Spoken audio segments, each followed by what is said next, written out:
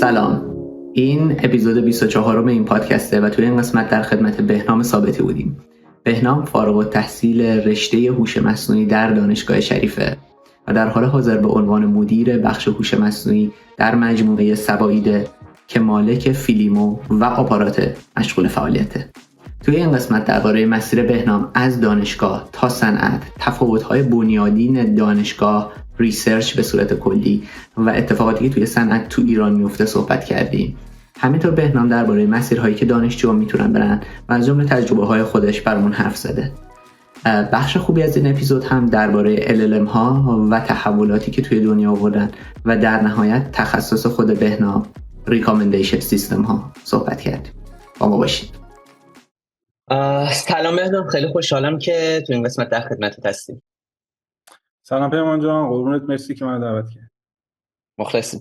آقا یکم راجبه بک‌گراند خودت شروع کنیم. یک کوچولو بگو از کارهایی که کردی. خب تو از این نظر جالبی جزء مهمونای برنامه که از بک‌گراند آکادمیکی که حالا PhD رفتی بعدش وارد صنعت شدی. خب من مهمونای زیاد داشتم که مثلا تو مستر رفتن یا تا بچلر رفتن تو دانشگاه خوب و بعدش هم رفتن توی محیط آکادمیک، ولی تو PhD رفتی. یکم راجع به این حرف بزنیم، راجع به بک‌گراند خودت و کاری که کردی اول صحبت کنیم و بعدش وارد این قضیه آکادمیک و صنعت شیم. حتما عرضم به حضورت که من یعنی بخوام بگم اون جایی که تقریبا من وارد صنعت شدم میشه مثلا سال 93 که اواخر دوره مسترم بود اون شریف و دیگه داشت مستر تموم میشد و من کم کم داشتم میگشتم دنبال اینکه بخوام یه کاری رو شروع بکنم. حالا استارتاپم خیلی دوست داشتم استارت بزنم خودم و اونجا بود که من استارت زدم توی صنعت کار کردن. تا قبل اون خب توی دانشگاه من مستر AI خونده بودم. اواخر مسترم شروع کردم چند جا صحبت کردن و در نهایت با چند تا از دوستانم یه استارتاپی رو شروع کردیم به اسم میراث که اونجا شروع کار من توی صنعت بود. به موازات اونها من PhD رو هم شروع کردم، استارت زدم با این امید که حالا هم PhD رو ببرم جلو و هم کار میکنم که امید واهیه. خیلی به نظر من تو کنار هم دیگه کار نمیکنن، ولی توی ایران خیلی رایجه، بچهای خیلی این کارو میکنن. دلیلش هم واضحه، به خاطر اینکه توی ایران فاندی وجود نداره و عملاً برخلاف خارج از کشور که PhD خودش شغل محسوب میشه، ولی اینجا نه. اینجا شما تو کماکان دانشجویی و انتظار ازت اینه که کماکان کار نکنی و دانشجو باشی که خب اینم نمیشه دیگه، تناقض توش وجود داره. اما anyway من شروع کردم هم PhD رو توی شریف ادامه دادن. اون موقع هم حوزه تخصصیم NLP بود، خیلی روی NLP کار میکردم. NLP اون موقع هم خیلی با NLP الان فرق داشت، اصلا یه تفاوت‌های اساسی راجع به اونم میتونیم صحبت بکنیم. اون موقع اصلا AI یه چیز دیگه بود، الان خیلی تفاوت کرد. من داشتم PhD رو هم می‌بردم جلو و از این طرف توی میراث هم استارت کارو زده بودیم. ما توی میراث کارهای مختلفی کردیم.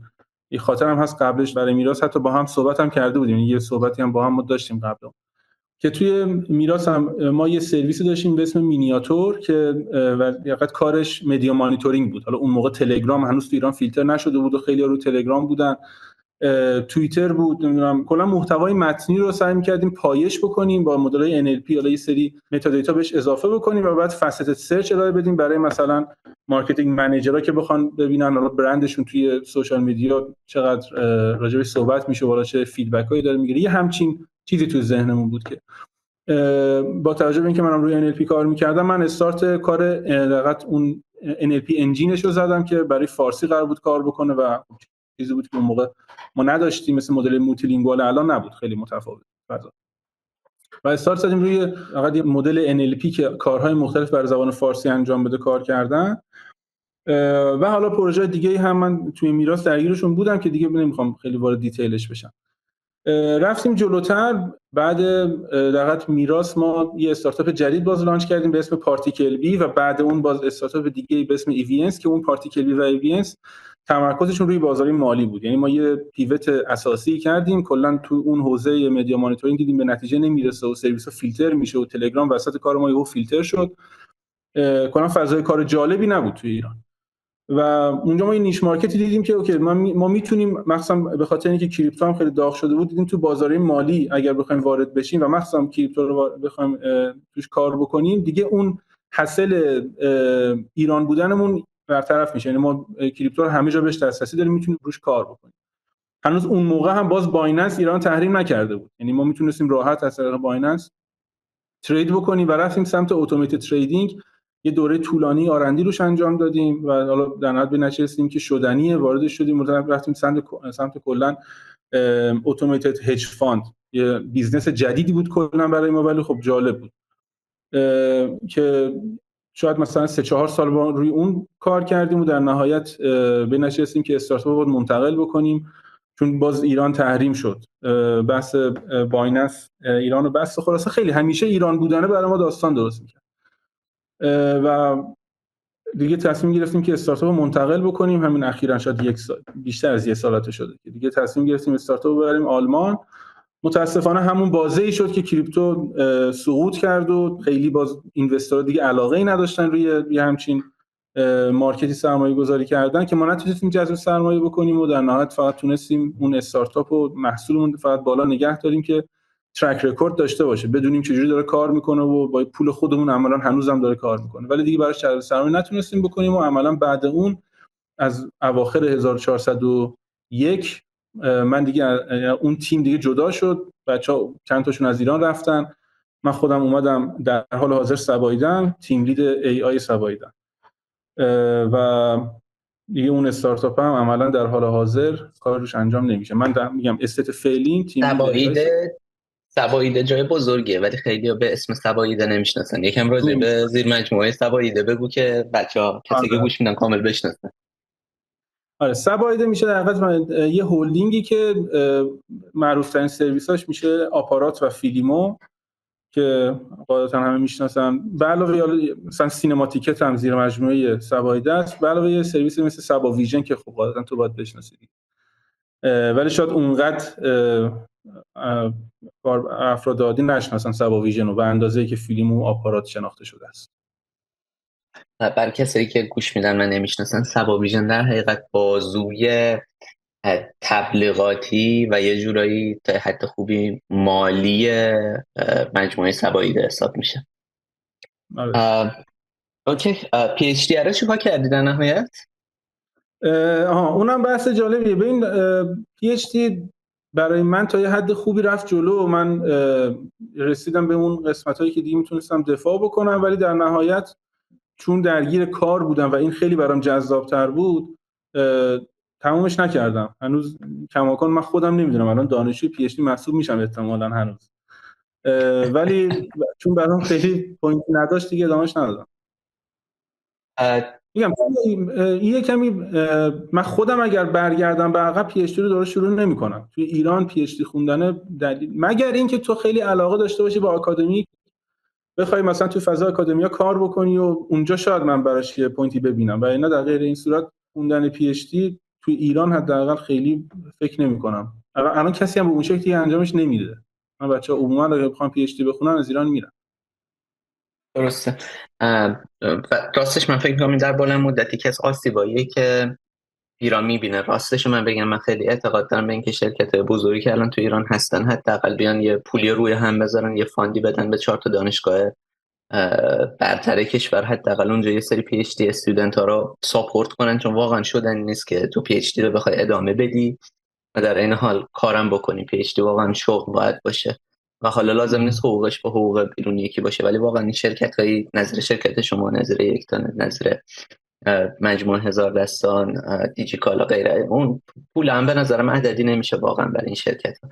خیلی جالب میشد اگر یک نفر میافتاد دنبال این کار و اینا رو موتیویت میکرد که یه همچین پولی رو بذارن کنار هم و بیان مثلا هر سال 5 تا 10 تا دانشجو رو اسپانسر بشن. من اصلا فکر میکنم نه عددی میشه برای این شرکت ها، ولی فکر میکنم کمک خوبیه به اونایی که واقعا دوست دارن کار آکادمیک انجام بدن توی ایران.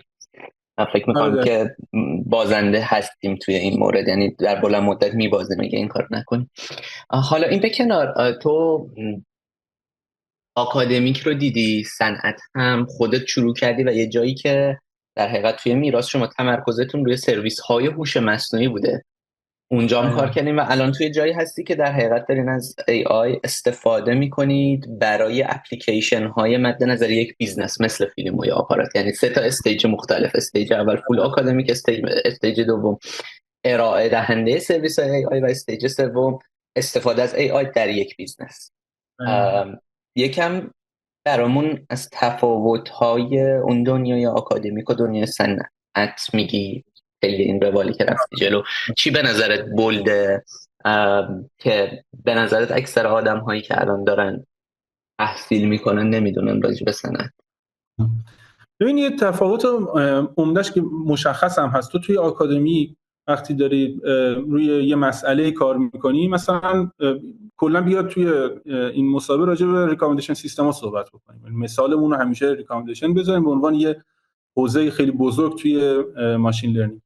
تو وقتی داری توی آکادمیک روی این مسئله کار میکنی، خب یه سری استانداردها وجود داره، یه سری دیتا ست وجود داره، متریک‌های مختلف وجود داره که باهاش خودتو میسنجی و یه سری اپروچ لیترچر وجود داره و تو سعی میکنی اونها رو بیت بکنی.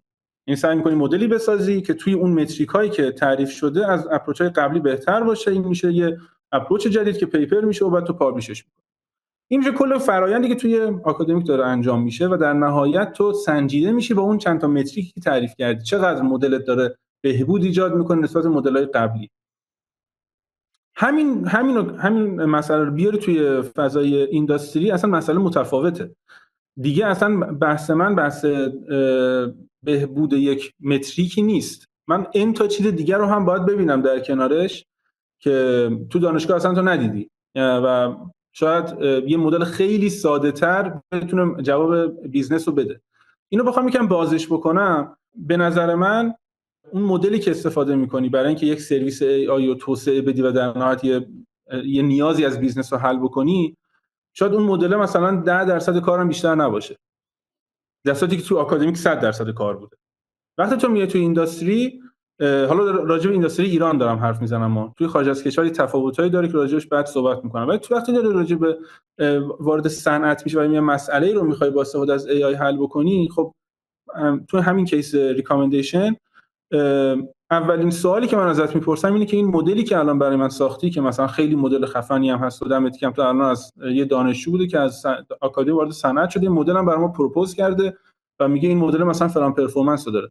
اولین سوال من اینه که خب این مدلی که تو داری روش صحبت می‌کنی لیتنسیش چقدره، من تروپوتش چقدره، میتونم اینو مثلا بذارم توی پروداکشنم برای 5 میلیون دیلی اکتیو یوزرم میتونه جواب بده و اینم در نظر بگیر که دیگه هاردور بی‌نهایت هم پشتت نیست. تو تا زمانی که توی آکادمیک بودی یه دیتا ست داشتی، یه مدل از شب تا صبح توی سیستم‌های دانشگاه و آزمایشگاه میذاشتی ران میشد و صبح نتیجه رو میگرفتی و بعد مقایسه می‌کردی و مثلا یه بهبودی میدادی دوباره ران می‌کردی. اینجا اینطوری نیست. اینجا آیا تو میتونی اینو اسکیلش بکنی توی لارج اسکیل جواب میده و با هاردور کمی که من در اختیار دارم تو ایران میتونی این کارو بکنی یا نه؟ همینجا کلی از مدل‌ها خط می‌خورن.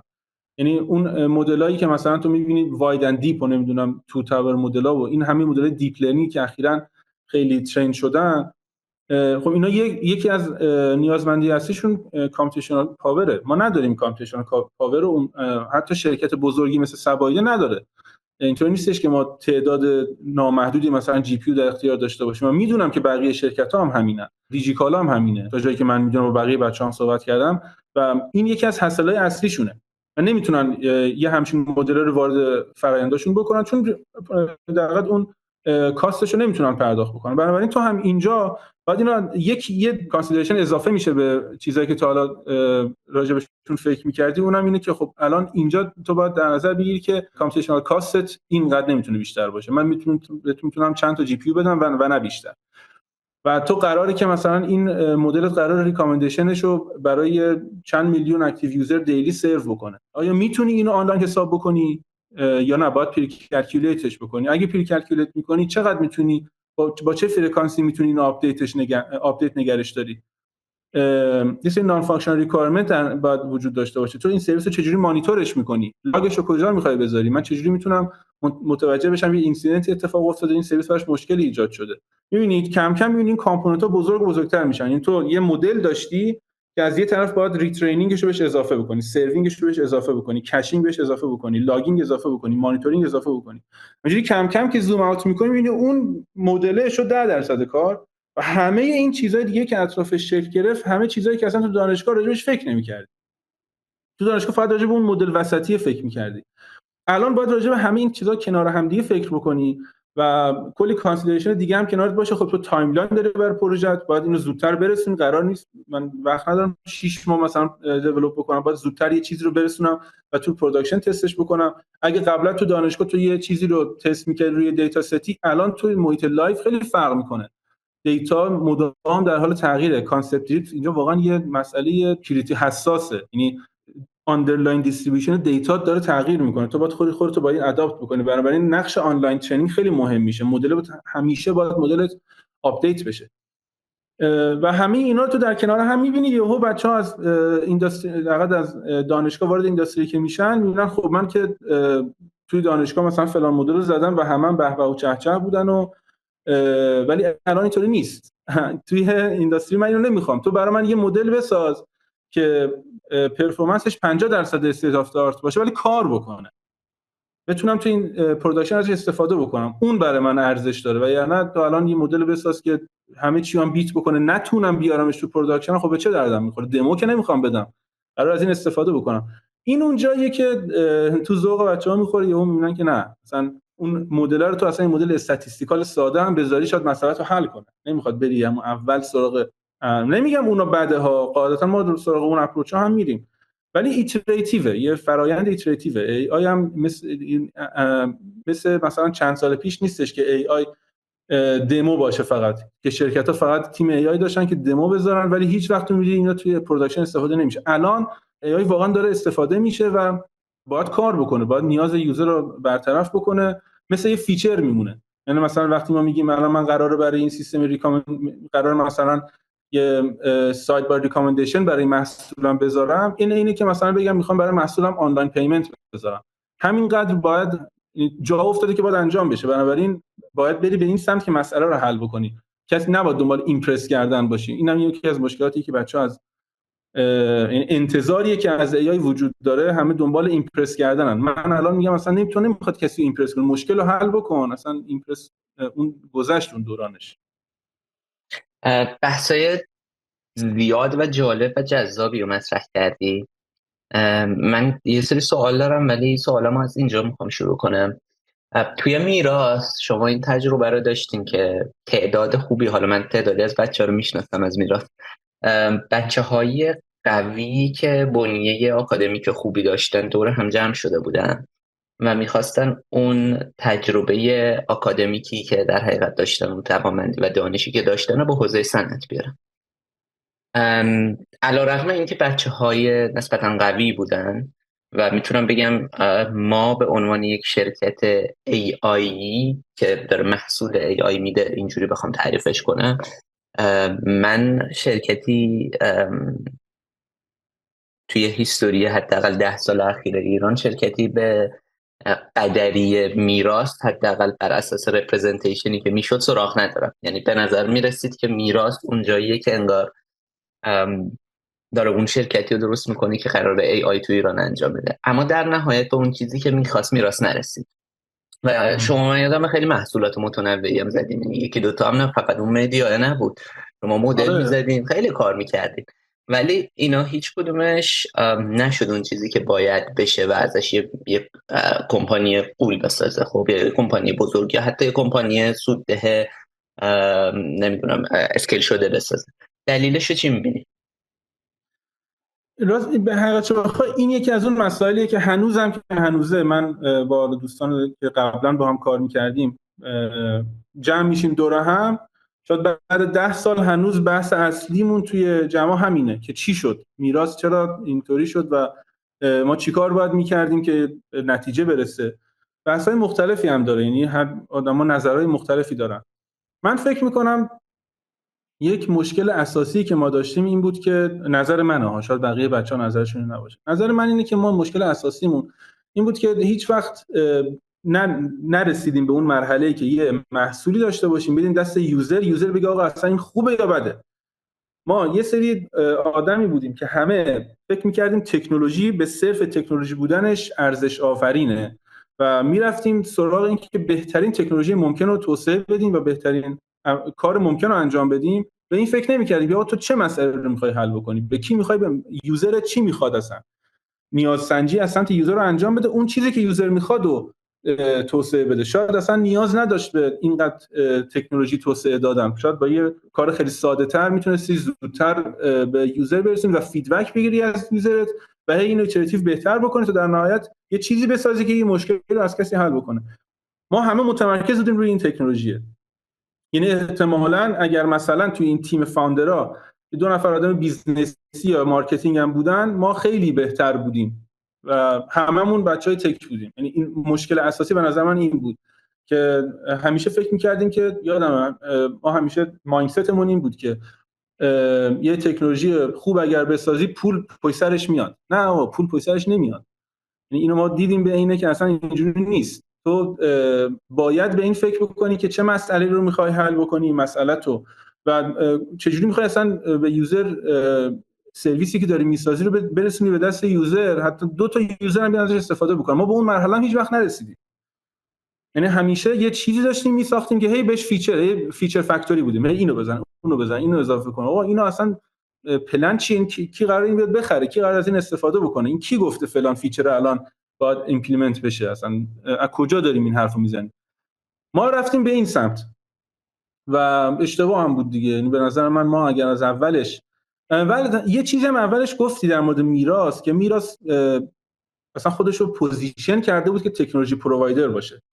تکنولوژی پرووایدر هم باز توی ایران به نظر خودش به تنهایی ریسکه. یعنی تو بخوای یه تکنولوژی بسازی که بقیه بیان ازت بخرن، خودش ریسکه. باز تو ایران هم بخوای این کارو بکنی، توی دوره‌ای که مثلا هنوز تازه اول ای آی و اونقدر اداپت نشدن شرکت‌ها به ای آی، شاید الان مثلا میگم اگر یه شرکتی بیاد تو حوزه دیتا مثلا بگه آقا من مثلا سرویس سرچو من انجام میدم و حالا به یه حالت اینتگریت میشم با شرکت‌ها، بهشون سرچ میدم، شاید بهتر بتونه جواب بده. یعنی تکنولوژی پرووایدر الان شاید بهتر باشه تا اون موقعی که هنوز اصلا اداپت نشده بود این تکنولوژی، همه این هاوس یه چیزی برای خودشون داشتن. این همه این عوامل دست به دست هم داد، ما دست گذاشتیم روی تکنولوژی، یه چیز ریسکی توی فضای ریسکی با یه سری آدمی که همه هم تکنولوژی بودن و یعنی تک نرد بودن. عملاً هیچ کس نمیرفت سمت اینکه آقا اینو حالا قراره چجوری بفروشیم و به کی اصلا بفروشیم. دیدگاه من اینه. یعنی من فکر میکنم اون موقع ما یه چیزی میزدیم که کمی حداقل یوزر فیسینگ بود، خیلی بهتر به نتیجه میرسیدیم تا اینکه بخوایم فقط تکنولوژی توسعه بدیم. البته این دیدگاه منه و قاعدتا خیلی از بچه‌ها باهاش مخالفن. کماکان فکر میکنن که ما راه درست رو داشتیم میرفتیم و شاید گیر آدمای بعدی هم افتادیم ما این وسط. یعنی چوبا چرخمون هم شد و یه جاهایی مثلا میتونستیم رسیدیم به یه جایی که حتی فاند خیلی خوبی جذب بکنیم، یه سری اتفاقات افتاد که نشد. این اونا هم باز مزید بر علت شد. ولی خب این چیز مشکلاتی که برای همه استارتاپ‌ها هست، ولی ما نتونستیم از پسش بر بیایم. مستقل از قضیه میراث که خب من خیلی اطلاعی که راجبش ندارم، فقط یه چیزایی از بیرون میدیدم. چیزایی که گفتی به نظر من خیلی از مشکلاتی هست که من زیاد دارم توی مارکت ازش میبینم و حالا چه درست چه غلط درباره میراث، برآورده منم اینه خیلی جاهای این اتفاق داره میفته. من چند وقت پیش ایران بودم و با تعداد زیادی از تیم هایی که دارن روی محصول ای آی کار میکردن وارد گفتگوشم داشتم صحبت می‌کردم. خیلی دوست دارم تو حوزه ای کار بکنیم تو ایران و فکر می‌کنم باید انجام بشه، کار جدی تر از چیزی که الان هست. ولی برام خیلی جالب بود که هر تیمی که داشت یه کار جالبی میکرد و آدمای خوبی داشت و وقتی من باشون صحبت میکردم دقیقاً همین مشکلاتو میدیدن که دوست دارن. مثلا یه جمله از یکیشون رو یادم نمیاد، گفت من دوست دارم اوپن ای آی ایران رو بسازم و دارم اوپن ای آی ایران رو میسازم و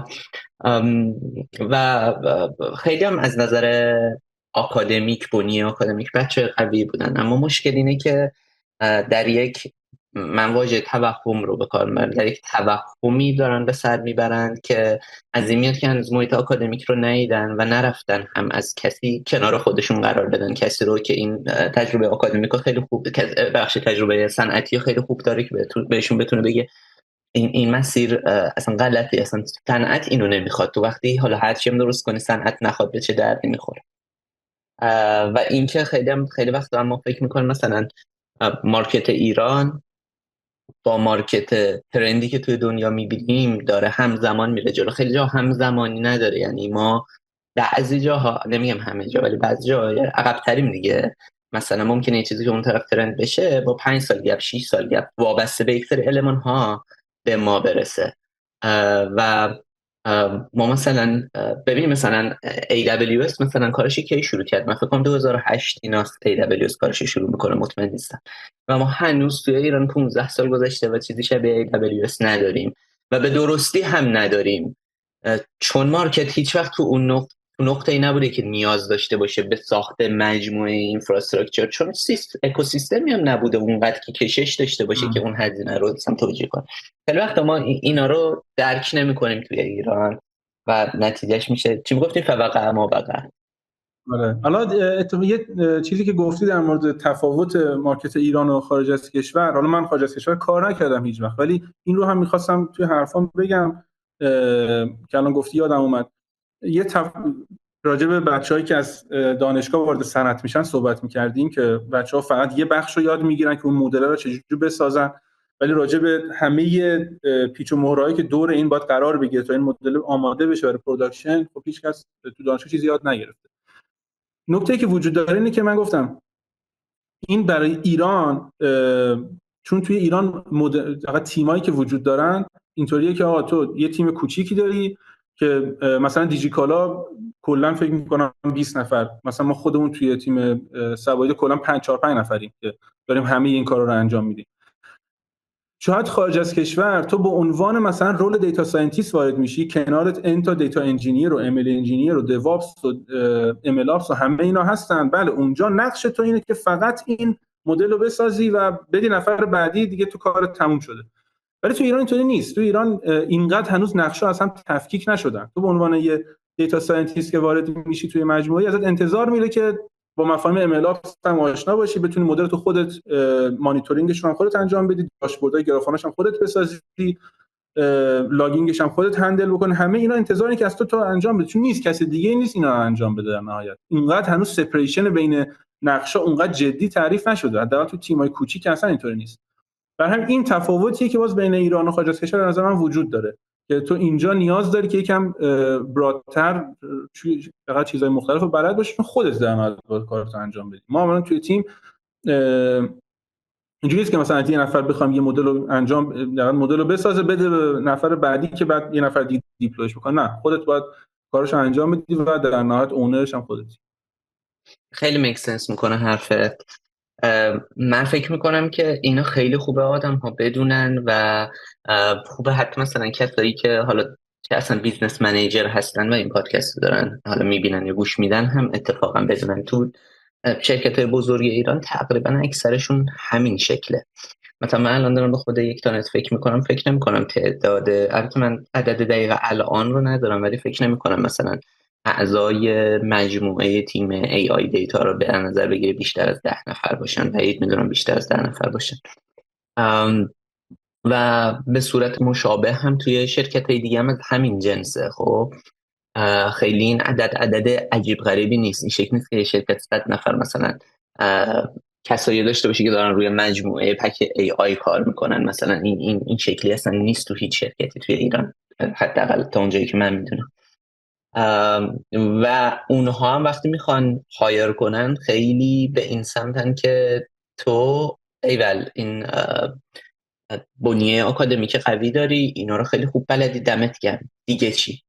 و من حداقل چیزی که برداشت کردم توی خیلی از موارد شرکت ها اتفاقا از این بنیه قوی آکادمیکی که بعضی جا میترسن، چون اگه فقط این باشه چون فکر میکنن تو همون آدم متوهمه هستی که الان میخوای بیای و نسخه نمیدونم 0.01% اپتیمایزیشن بپیچی برای ما، در صورتی که ما خب توی صنعت خیلی با اینداستری تفاوت عظیم داریم. ما یهو خیلی جا اصلا نیاز داریم یه مدل رول بیس رو طرف بیاد و یه لاجستیک ریگریشن خیلی ساده روش بذاره که کار کنه و همین میاد نتیجه منو جابجا میکنه. ببین من همینو میخوام، من نمیخوام من تو بری تکنولوژی روزه برمیاری لوجستیک ریگریشن مال کی فکر کنم 1960 دیگه، درسته؟ من همونو میخوام، خیلی چیزا عجیب غریبی نمیخوام. و آدم ها خیلی خوبه که این رو بدونن. خیلی جا هم شاید مهارت‌های مهندسی نرم افزاریه که انگار بچه‌ها بعد یاد بگیرن، بچه‌هایی که دارن کار AI میکنن. چقدر این حرفم درسته این تیکه دوم؟ و کلا سوالم در حقیقت اینه که چه چیزهایی به نظرت بچه‌هایی که دوست دارن کار AI بکنن توی صنعت باید بیشتر یاد بگیرن. آره، من به نظرم همون بحثی که گفتی در مورد اینکه تا یه حدی تو باید با مفاهیم سافت‌ور آشنا باشی، چون اینجا فقط صرفاً یه دیتا ساینتیست نیستی که بخوای بیفتی روی چند تا مدل رو مثلا تست بکنی و برای من یه مدلی بسازی که یه پرفورمنس پرفکت داشته باشه. من همیشه از بچه‌ها میخوام وقتی میخوام یه پروژه جدید مثلا استارت بزنیم، به جای اینکه از اول بریم سراغ این که بهترین مدل ممکن رو پیدا بکنیم و بسازیم، بیایم اول راجع به مسئله فکر بکنیم. خیلی وقتا من این پترن رو دیدم که اون مسئله که میخوای حل بکنی، اگر مایندست این باشه که من میخوام این مسئله رو حل بکنم، مایندست خیلی از بچه‌ها اینه که من این مسئله رو باید با ای آی حل بکنم. نه، این نیست. برای من مهمه که مسئله رو حل بکنی. خیلی وقتا شاید اون چیزی که به اساین شده با یه کوئری هوشمندانه از دیتا هم حل بشه ها. نمیخواد کلی چیز میز بچینی دور هم دیگه و بگی حالا اون ای آی رو چکش داره دستش میگیره و دیگه هر مسئله بهش بگی اون میخواست که میخواد با این ای آی حلش بکنه. یه باید بشینی عقب و فکر کنی این مسئله که میخوای حل بکنی لازمه واقعا براش مدل دیپ لرنینگ فلان براش بسازم یا نه میتونم یه کوئری بزنم و بگم اوکی این ورژن یکم الان داره کار میکنه. اول بیا کل این اینفراستراکچر رو بچین، متریکاتو ست بکن. خیلی مهمه هر کاری که میخوای انجام بدی باید اثرش رو اندازه بگیری. نمیتونی یه چیزی بذاری بره بالا و چجوری میخوای اگر نتونی اندازش بگیری چجوری میخوای بهترش بکنی. از همیشه ما اون اپروچی که ما میریم جلو اینه که اول به جای اینکه فکر بکنیم راجع به اینکه چه مدلی میتونه بهترین پرفورمنس ممکن رو داشته باشه، اول فکر بکنیم به اینکه این مسئله رو در ساده ترین حالت ممکنه چه شکلی میشه حل کرد، چه شکلی میشه اینو مانیتورش کرد و پرفورمنسش رو از سمت یوزرها مانیتور کرد که چجوری داره سیستم کار میکنه. مدل بیسلاین اون وسطش بذار، نمیخواد بهترین مدل ممکن رو بذاری. خیلی وقتا به این بعدن میبینی که اون مدل بیسلاینی که گذاشتی اصلا بیت نمیشه. یعنی تو مثلا برای ریکامندیشن میری سمت مدلای ماتریکس فاکتوریزیشن که مثلا خیلی هم قدیمیان ولی بیسلاین به یه دلیلی بیسلاین شدن، چون پخته شدن توی اینداستری، اینقدر بودن و اینقدر این ابزارا رشد کردن. تو یه مدل ماتریکس فاکتوریزیشن ساده اون وسط بذاری، بعد میبینی که میری سمت مدلای خیلی پیچیده و خیلی مدل جدیدتر میذاری، ولی میبینی متریکات اونجوری نیستش که یه دفعه یه جامپ عجیب غریب بکنه، شاید حتی بهبود هم پیدا نکنه. بعد اون وقت باید بری اینوستیگیت بکنی که اوکی اون مدل‌ها رو من چه شکلی باید استفاده بکنم، چجوری یوتیلایز بکنم که پرفورمنس بهتری ازش بگیرم. این یکی از داستانی که قبلا بهش اشاره کردم که بچه‌ها یه مایندستی که وجود داره توی بچه‌ای که از حالا آکادمیک وارد صنعت میشن و کلا حول حوزه ای آی میچرخه، این مایندست اینه که باید حتما کاری که انجام میدی ایمپرسیو باشه. ولی من به نظرم ایمپرسیو بودن مدل‌های ای آی زمانش گذشت. اندرو انگ یه همین پروفسوری که حالا کورسای فاوندر کورسرا، این کورسای ای آی زیادی هم داره، اکثرا بچه‌ها شاید کورساشو دیده باشن، یه جمله معروفی داره میگه enough papers let's build AI. تو الان همه شاید دنبال این بودن که با AI یه دموی خیلی خاصی بسازن و جادراپینگ باشه و بگیری مثلا این چقدر خاصه، ولی دیگه آقا بعد چت جی پی تی تو نمیتونی کسی ایمپرس کنی دیگه، تموم شد. همه ایمپرس شدن با AI. حالا از این چجوری می‌خوای استفاده کنی؟ بیا از این AI یه جایی بعد برای من یه مشکلی رو حل بکنی. بعد که میای توی کار میگه اوکی من یه مدل خیلی ساده به قول تو لاجستیک ریگرشن گذاشتم و فرستادم بالا داره کارم میکنه، همه چی هم سر جاشه، یه مدل ای آی جدید میارم یهو ریسورس کانسامپشن هم 10 برابر میشه، این تا چیز از اون ور میفته و تهش میبینی که 2% فلان متریکت بهبود پیدا کرد و اونجاست که تو ذوقت میخوره. یعنی تو فکر میکردی الان این ای آی میاد و کن فیکون میکنه، این اتفاق نمیفته. انتظار نمیتونه داشته باشی که مثلا توی کیس ما مثلا واچ تایم پر سشن کاربرات اگر تا الان 2 دقیقه است مدل تو عوض کنی مثلا یهو واچ تایمشون بشه 10 دقیقه. نه اصلا اتفاقا تو رفتار کاربرا رو که دیگه نمیتونی تغییر بدی، کانتنتت که ثابته همون کانتنت، حالا فوقش مثلا یه طرفو 10% بیشتر توی پلتفرمت نگه می‌داری، ولی این انتظارات بیجایی که از AI وجود داره بچه‌ها رو میبره به این سمت که یه جایی تو ذوقشون میخوره، فکر میکنن الان دیگه این مدل رو میزنن و تموم، ما الان یه چیزی میزنم یهو بیزنس رو کن فیکون میکنه. اصلا اینطوری نیست. تو یه چرخ دنده‌ای توی یه بیزنس عظیمی که ان تا جاش داره کار میکنه که یه پولی در بیاد، حالا تو میتونی اون یکم اپتیمایزش بکنی. اینو باید بفهمی که من خودم متأسفانه دیر فهمیدم اینو. فکر می‌کردم که AI قراره خیلی تو میتونی با مثلا خیلی کارهای بزرگ که میتونی بکنی کارهای بزرگ، ولی شرط کافی نیست. این تا چیز دیگه هم در کنارش لازمه که باید بفهمی اینو که تو نیاز داری با کلی آدم دیگه که با تخصصهای دیگه بیان کنار این قرار بگیرن تو در نهایت تو بتونی یه چیزی بسازی که پول در بیاره. تهش هم که پول دیگه، یعنی همه کارا رو میکنیم که پول در بیاره. حرفتو من خیلی قبول دارم و چیزایی که گفتی به نظرم خیلی مفید و سودمند بود. اخیراً من با یکی از بچه‌های در حقیقت دیپ مایند گوگل رو چند وقت پیش داشتیم با هم صحبت می‌کردیم و خیلی بیاد تو پادکست از زبان خودش اصلا همه اینو بشنون. یه چیز جالبی که داشت تعریف می‌کرد این بود که برای مدت طولانی خب دیپ مایند داشته کار می‌کرده روی حوزه عملاً آکادمیک. دیپ مایند خیلی اپلیکیشن محور که نبوده هیچ وقت، یعنی همیشه این بوده که آکادمیک کار کنیم تا برسیم به ایجن. و جالب بود که الان بعد از اتفاقاتی که افتاده یک جمله اونجا مطرح شده تحت عنوان enough is enough و یعنی بس دیگه تمومش کنیم و تیم ها رو برش زدن، گوگل برین رو مرج کردن توی دیپ مایند و کلن گفتن که آقا کار شما اینه که اپلیکیشن درست کنید دیگه، بسته هر چیزی که تا الان بوده دیگه، بریم مشکل کاربر رو حل کنید و الان اون چیزی که ما نیاز داریم. و من میخوام بگم وقتی گوگلش به جایی میرسه که میگه enough is enough و برید این کارو بکنید، ما تو ایران که گوگل که هیچی، 1/100 گوگل هم نداریم، یه شرکتی که انقدر بخواد کار آکادمیک انجام بده، یعنی بیاد توانمندی مالی صنعتی رو بذاره برای پشتوانه کار آکادمیک، نداریم که اصلا همچین چیزی وجود نداره. ولی وقتی اون به اون نقطه میرسه این به نظر من زنگ هشداری برای کسی که اصلا فکر میکنن که AR for AI این که اصلا تو خارجش هم خیلی من نداره، تو ایران قطعا معنی نخواهد داشت.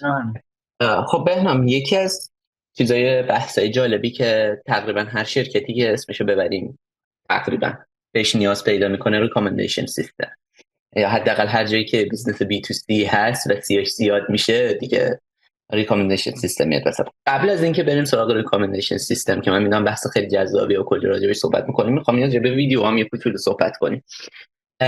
شما الان توی آپارات و فیلمو با کلی ویدیو سر کار داریم و من میتونم تصور کنم که کارهای بیشماری میشه با حالا مجموعه ماشین لرنینگ ایمیج پروسسینگ AI انجام داد تو حوزه در حقیقت برای موارد مرتبط با ویدیو و در حقیقت ایمیج ویدیو، هر کدوم حالا بخوام در نظر بگیریم. خیلی دوست دارم بدونم کارکردهایی که از شما توی AI پیدا کردین مرتبط با ویدیو اینا بیشتر چه مواردی بوده و چه جنس چیزایی؟ چون اگه یک جایی رو بخواید، من مطمئنم یه سری آدم دارن ایمیج پروسسینگ میخونن، نمیدونم کامپیوتیشنال گرافیک فلان میخونن، نمیدونم خیلی ممکنه فکر کنن خب دیگه اگر یه جایی بشه پیدا کرد که اینو بخواد اپلیکیشن داشته باشه میشه فیلم و آپارات. شما چه جاهایی هست که از پک AI دارین استفاده میکنن تو حوزه ویدیو؟ ببین این یه داستانی داره که یه بحث اینه که تو چه کارهایی میتونی بکنی، چه پتانسیالی وجود داره، مثلا میتونی چه کارا بکنی، بعد دوباره باوند میشی با اینکه خب چقدر ریسورس داری. و کلا ویدیو پروسسینگ و مدلایی که وجود داره تو ایمیج پروسسینگ و حالا همه بحثایی که تو ویژن هست، این میدونیم که بیشترین ریسورس اتفاقا اونا میخوان و ما اینجا باوند میشیم دیگه، یعنی دستمون بسته میشه. درسته دیتاش هست، ما کلی دیتای ویدیو داریم ولی ریسورسی نداریم که بخوایم این دیتا رو پروسس بکنیم. اون کاری که ولی سمت ما انجام میشه عملاً دو تا بخش اصلا جدا بکنیم. یه بخش خود بخش ریکامندیشنه که توی ریکامندیشن اتفاقاً محتوایی که توی ویدیو وجود داره اونقدر اهمیت نداره، اینتراکشن کاربرا باهاش خیلی مهم‌تره. برای ریکامندیشن یکم بذاریم کنار، چون میدونم که میخوام کلی راجع به ریکامندیشن حرف بزنیم. من فقط خواستم بگم که برای خود ریکامندیشن ما کاری به ویدیو نداریم، یا بعضی وقتا شاید کارهای انجام بدیم ولی اون اصلا از یه اپروچ دیگه حل میشه. ولی کارهای دیگه وجود داره که به هر حال ما بعد روی ویدیو انجام بدیم. مثلا یکی از مواردش که توی آپارات اخیراً لانچ شده بحث کپی رایت دیتکشن. الان تولید کننده های آپارات این امکانو دارن که روی ویدیوشون فلگ کپی رایت بذارن و کسی دیگه حق نداره اون ویدیو رو یا حالا تغییر یافته ترانسفورمیشنی از اون ویدیو رو حق نداره آپلود بکنه.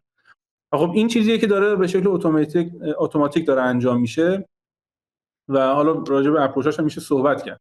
ولی یکی از کارهایی که مثلا ما انجام میدیم روی خود محتوای ویدئویی، اینجا دیگه ما مجبوریم خود محتوای ویدئویی رو واقعا پروسس بکنیم و تشخیص بدیم که این ویدئویی که الان به عنوان کپی رایت توی سیستم وجود داره، اگر ویدئوی مشابه این کپی این آپلود شد، باید ویدئو حذف بشه. ما باید اینو انفورس بکنیم که ویدئوی کپی دیگه هیچ وقت آپلود نشن. این یکی از مثلا کارهایی که ما الان داریم بر اساس تحلیل محتوای ویدیو انجام میدیم.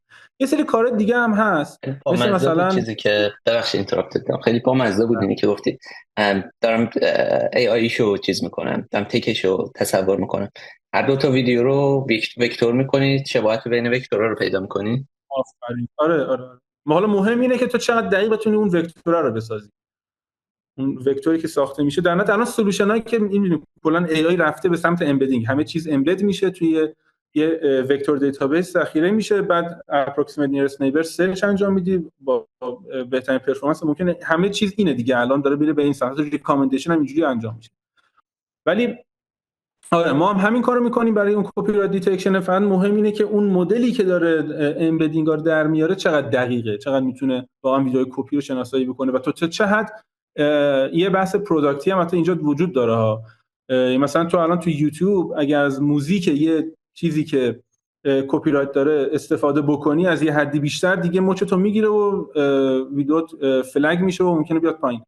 ولی ما در اون حد نیستیم، ما مثل شزم نیستیم که عیناً تو یه تیکه از مثلا موزیکو بذاری بگیریمت. نه، اگر ویدیو رو مثلا تا یه حدی فکر می‌کنم بیشتر از 2 دقیقه کپی کرده باشی شناسایی می‌کنی، ولی دیگه یه تیکه از موزیکو بذاری بک‌گراند تو فلان اینا دیگه نمی‌فهمی.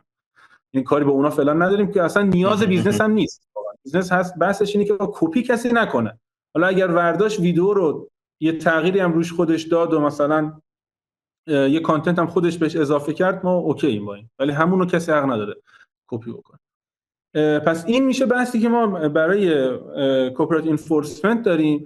یه سری بحثا هم هست مثلا کانتنت مودریشنی که توی آپارات وجود داره که اون به خاطر بحث میشن کریتیکال بودنش اصلا سمت مدل ای نرفتیم. یعنی بیشتر اپراتور بیسته برای اینکه مثلا یه سری کانتنت هایی که نباید پابلیش بشن جلوشون گرفته بشه، اونا هم خیلی اپراتور خیلی درگیرش میشه، تا اینکه چون خیلی برام مهمه که اصلا به هیچ وجه آپلود نشه توی آپارات، چون یک موردش میتونه برای بیزنس مشکل ایجاد بکنه.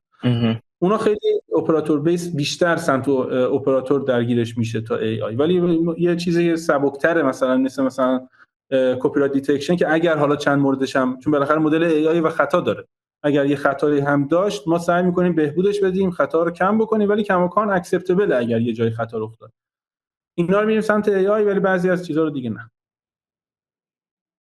من زمانهای گذشته شاید مثلا بگم دقیق یادم نمیاد، قدیم 5 سال پیش، 4 سال پیش، 6 سال پیش، دقیقاً تاریخش یادم نمیاد، ولی یادم هر ویدیویی رو باز می‌کردم، حالا بعضی از ویدیویی که باز می‌کردم توی آپارات کنارش ساجستشنایی که به من میداد همون ویدیو بود که کاربرای دیگه آپلود کرده. نمیدونم اون زمان ریکامندیشنش چی بود و بر اساس چی به این رسیده بود. خیلی چیز افتضاحی بود از نظر من به عنوان آدمی که تجربه کاربریشو دارم.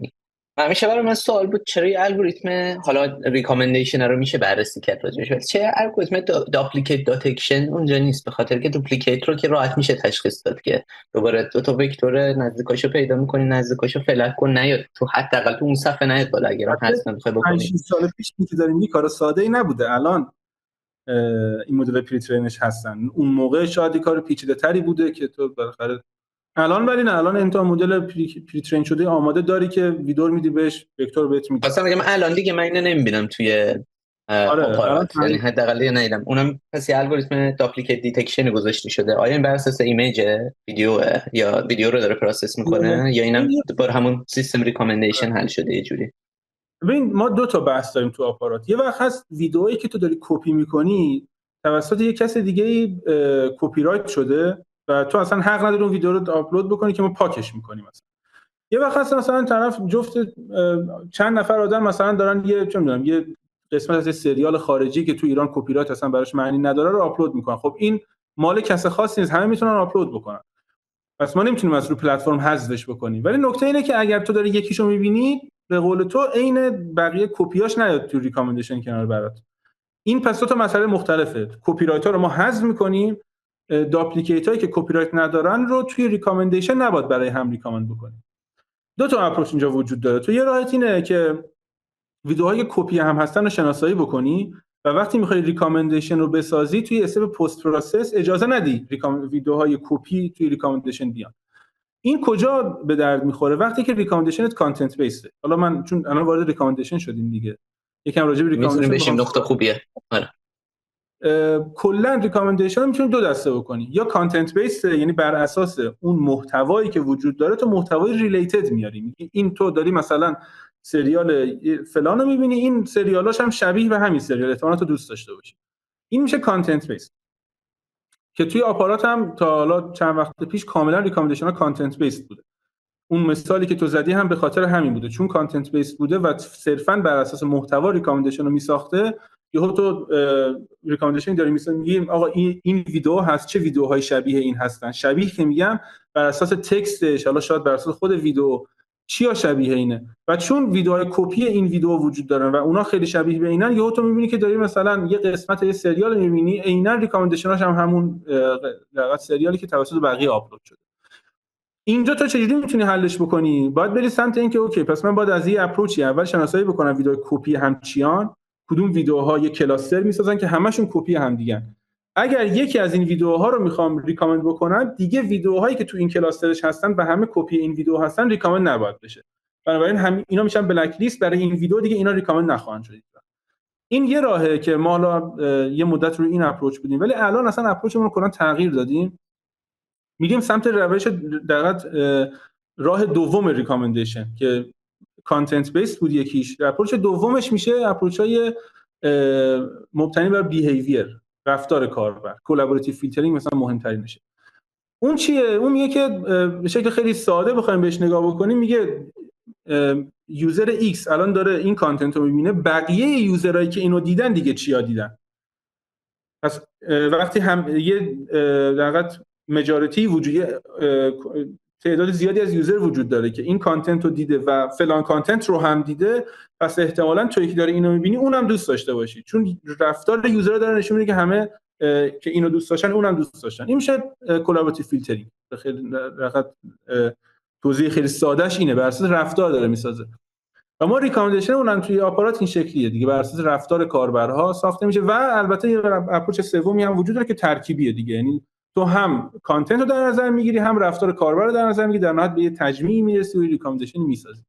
وقتی تو ریکامندیشن تو بر اساس رفتار کاربر بسازی، اتفاقی که میفته اینه که دیگه چون همه کاربرایی که قسمت یک سریال مثلا ایکس رو دیدن، نرفتن دوباره قسمت یک سریال ایکس رو از بقیه پابلیشرها هم ببینن که همینو یه بار دیگه نمیره، به جاش میرن قسمت 2 رو میبینن.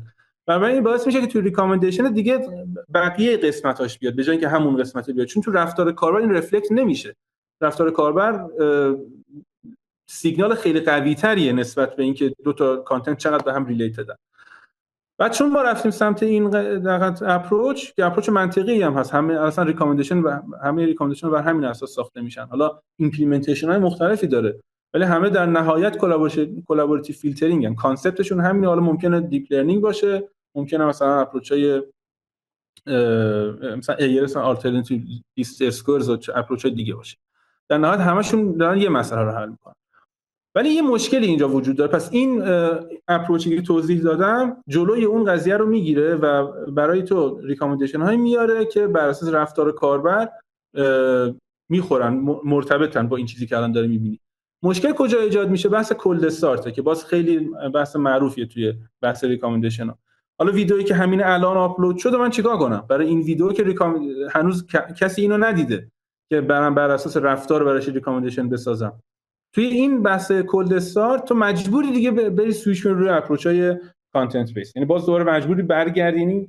این اپروچ‌های کانتنت بیس هیچ وقت حذف نمیتونن بشن، چون توی یه کانتکستی ازش باید استفاده بکنیم، اونم برای ویدیوهایی که تازه آپلود شده. حالا من دارم میگم ویدیوهای تازه آپلود شده ها، تو اینو میتونی توییت در نظر بگیری، میتونی پست اینستاگرام، در هر چیزی، هر آیتمی که هر آبجکتی که تو میخوای براش ریکامندیشن بسازی، مادامی که براش دیتای رفتاری وجود داشته باشه میتونی از اپروچ‌های کلابوراتیو استفاده بکنی. ولی اگر دیتایی نباشه و تازه آپلود شده باشه یا اصلا تازه هم نیست، 1 سال آپلود شده ولی کسی ندیدتش، توی سیستم هیچ وقت نیومده کسی نگاش بکنه، اگر اونطوری باشه مجبوری بری سویچ کنی روی اپروچ‌های در حقیقت کانتنت بیس، که باز اونجا تو اپروچ‌های کانتنت بیس هم میری سمت اپروچ‌هایی که هیبریدن. مثلا مدل تو تاور این شکلی هست. مدل تو تاور فقط صرفاً خود ویدیو رو در نظر نمیگیره، کانتکست هم میگه این یه ویدیو دارم تایتلش اینه، اونرش فلانیه، مثلا فلان کانال توی این کانتکست نگاه شده و وقتی کاربر اینو دیده دیگه چیا دیده، که اینا حالا میتیگیت میشه و یعنی با اپروچ‌های هیبرید میشه اون مشکل کل استارت رو حل کرد. من فکر کنم دیگه وارد دیتیل این قضیه ها نشم، بیشتر همین کل کانسپتش رو توضیح دادم کفایت بکنه. اگر یکم مثلا من میخوام سادهش کنیم، یعنی اصلا دوستان که یکم برای کسایی که حالا یه کوچولو، کسایی که حالا تو این حوزه کار کردن که خب میفهمن صحبت‌ها رو، ولی کسایی که کار نکردن بخش خوبی از مخاطبان ما هستن که اتفاقا خوبه یکم سادهش کنیم. به الگوریتم‌های کانتکست بیس همونجوری که گفتی خیلی ساده است، همه میفهمن و برای یه مدت طولانی هستن یه دیبیتی وجود داشت بین اینکه ما باید الگوریتممون کانتکست بیس باشه و یا یوزر بیس باشه و کدومشه که در نهایت ریکامندیشن بهتری میسازه. کانتکست بیس خیلی به شکل واضح آدم میتونه اپلیکیشن های مختلفی براش پیدا کنه. مثلا من تو خود کیس یک تانت دارم کانتکست بیس این شکلی میبینم که مثلا تو وارد یک محتوای وبی میشی، یک صفحه وبی رو داری میخونی، این صفحه وب راجع به ترم های زیباییه، تو دیگه کاری به اون یوزر نداری، میگی چون این اومده داره کرم زیبایی میخونه پس کرم زیبایی دوست داره، پس من میرم تبلیغ های مرتبط با کرم زیبایی بهش نشون میدم. این یه حالت دیگه خیلی کانتکست بیس. یا مثلا تو کیس تو مثلا داری میگی که تو آپارات اگه تو داری فیلم کلیپ کمدی استندآپ میبینی، حالا من مستقل از اینکه یوزرهای دیگه آیا این ویدیو رو دیدن یا ندیدن، یه کلیپ کمدی استندآپ دیگه از همین یارویی که داره این استندآپ رو ایجاد میکنه بد میدم، میشه کانتکست بیس دیگه بدون اینکه رفتار یوزرها رو داشته باشه. یا حالت دیگه ای که تو داری میگی که میشه یوزر بیس در حقیقت، حالا اسم میشه بخوایم استفاده کنیم ماتریکس فاکتوریزیشن یا کلابریتیو فیلترینگ به عنوان یکی از روش‌های ماتریکس فاکتوریزیشن، اینه که تو کلا هیستوری یوزر رو داری با مجموعه از اون کانتنت یا آیتم هایی که داری. ولی یه جایی مثل دیجیکالا عملاً، هر جای اشتباه میگم تصحیح کن، یه جایی مثل دیجیکالا عملاً میشه دونه دونه اون محصولات توی این ماتریست و یه طرف ماتریست هم میشه یوزرها، یا توی آپارات یا فیلمو میشه دوباره یوزرها یه طرف میشه فیلم‌ها یا کلیپ‌ها، درسته؟ یا تو کیس یک تانت یه طرف میشه یوزرها یه طرف میشه تبلیغ‌ها مثلا، یه همچین حالتی، درسته؟ آره حرف درسته. فقط من یه ببین ما راجع به ریکامندیشن صحبت کردیم که میتونه کانتنت بیسد باشه یا بر کانتکست البته میتونه تو بیهیویر هم باشه، یا خلاصه بر اساس خود اون آیتم تو ریکامندیشن رو داره میسازی، یا بر اساس رفتار کاربر، یا ترکیبی از اینها. یه حالت دیگه هم توی ریکامندیشن داریم که تو ریکامندیشنت قراره اینجوری بگم، اگر ریکامندیشن تو یه API گیتوی در نظر، یه بلک باکس در نظر بگیری، فقط یه آیتم بهش میدی و بهش میگی آیتمای مشابه رو بهم بده، میشه سیمیلار آیتم ها، مثالی که زدی در مورد اون کرم زیبایی و اینا. یه حالت اینه که من ممکنه فقط یوزر آیدی بدم، بگم بین این یوزر من چه چیزی ریکامند بکنم، جاش فرق میکنه. یه وقت هست تو میخوای ریکامندیشن برای هوم پیجت بسازی، مثلا هوم پیج آپارات، تو رو آیتم خاصی رو نمیبینی، کلا داری میری آپارات.com، یه سری ویدیو قراره بیاد مثل یوتیوب مثلا. این داره اون دقیقاً مثالی که زدی توی ماتریکس فاکتوریزیشن اینجا استفاده میشه. یا آقا این کاربر این فیلم‌ها رو تا حالا دیده، بین بقیه فیلمایی که تا حالا ندیده کدوما اسکور بالاتری دارن، من اونا رو بیارم بذارم توی هوم پیج تو، چون تو قبلا اونا رو دیدی احتمالاً اینا رو هم دوست داشته باشی. این یه بحثه. یه وقت هست یه یوزری روی یه آیتم خاص کلیک کرده و میخواد ریکامندیشن کنار اون رو تو میخوای براش بسازی، این فرق میکنه. حالا اینجا مثلا مثل دیجیکالا ممکنه اینجا بگی اوکی تو اگر داری الان روغن مایع میبینی، من یه ریکامندیشنی که میتونم برات بسازم اینه که روغن مایع های دیگر رو بذارم اینجا. یه ریکامندیشن دیگه‌اش میتونه این باشه که کسایی که اینو خریدن دیگه چیا خریدن، یعنی کامپلیمنتری برات بذارم، بگم حالا تو تخم مرغ هم احتمالاً میخوای، مایتابه هم میخوای، اینا رو برات بذارم. یعنی هم توی کانتکست های مختلف اپلیکیشن هایی که از ریکامندیشن میتونی استفاده بکنی متفاوته، ولی اپروچش کماکان همونه، یا کانتنت بیس یا بر اساس رفتار یا ترکیبیه دیگه، حالت دیگه نداره. این دو تا اصلا خیلی قشنگ. یعنی مثالی که تو زدی عملاً یه جوری مثلا کراس سلینگ آپ سلینگ هم اومدی مطرحش کردی و کراس سلینگ آپ سلینگ هم عملاً دوباره از دلم اون ماتریکس فاکتوریزیشنه تو اکثر موارد میتونی بکشیش بیرون. حالا بر اساس تجربی که من جای مختلفم دیدم معمولاً نمیخوام چیز قاطعی بگم ولی معمولاً نسبت به روش کانتنت بیس هم بهتر عمل میکنه توی متریکای مثل کانورژن. احتمال تجربه تو هم همینه، درسته؟ آره ببین بحث اینه که تو ریکامندیشنت باید به اینم فکر بکنی. یه بحث شاید پروداکتی هم هست که اصلا تو انتظارت از ریکامندیشن چیه؟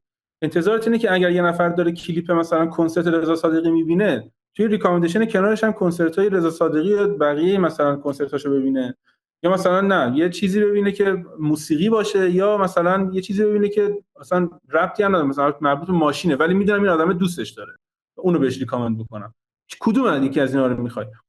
اینو معمولا این سوالا بپرسی توی کیسی توی مثلا کیسی مثل آپارات شاید جواب این باشه که اون چیزی که بیشتر واچ تایم من بده، مثلا هر چی یه چیزی بذار که واچ تایم منو آپتیمایز بکنه. ولی مثلا توی کیس مثلا دیجیکالا اینو بپرسی شاید بگه اوکی برای این ردیفی که کامپلیمنتری یه چیزی بذار که نمیخوام حتما ریلیتد باشه بهش ولی آدما در کنار اون خریدن اینو، ولی مثلا برای ریلیتد بقیه حالتهای مثلا روغن مایعی باشه که حالا مارکای دیگه است، مثال میزنم.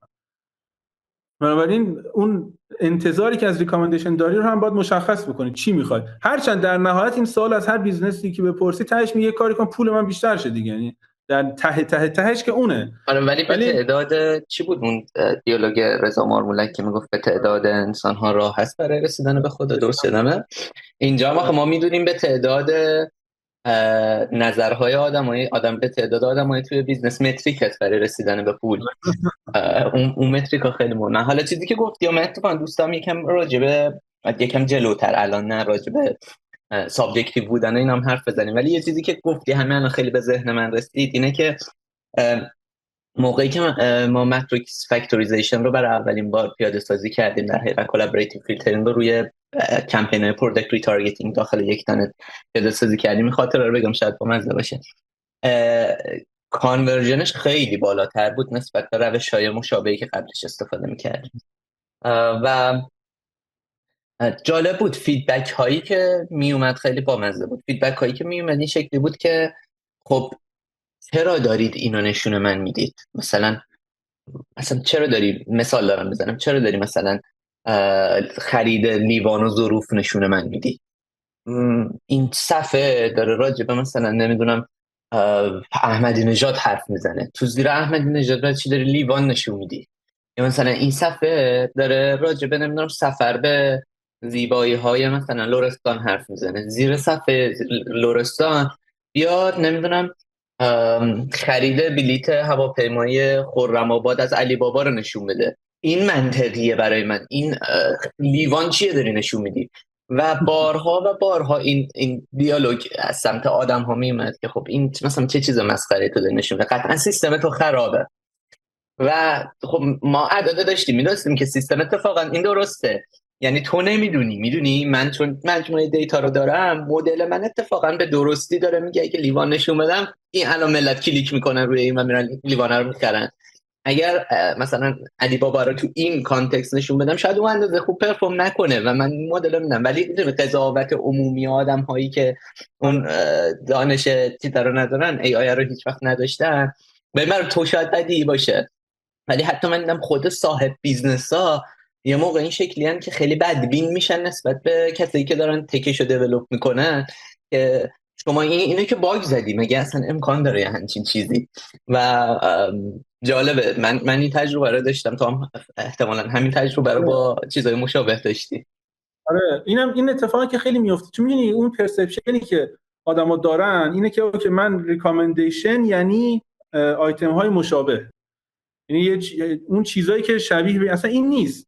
میتونه این باشه ها، تو یه کانتکست میتونی اینو بخوای، بله اون میتونیم انجامش بدیم، شدنی هم هست، ولی اون چیزی که الان ما توی ریکامندیشن ازش میخوایم از ریکامندیشن یه سری متریکه.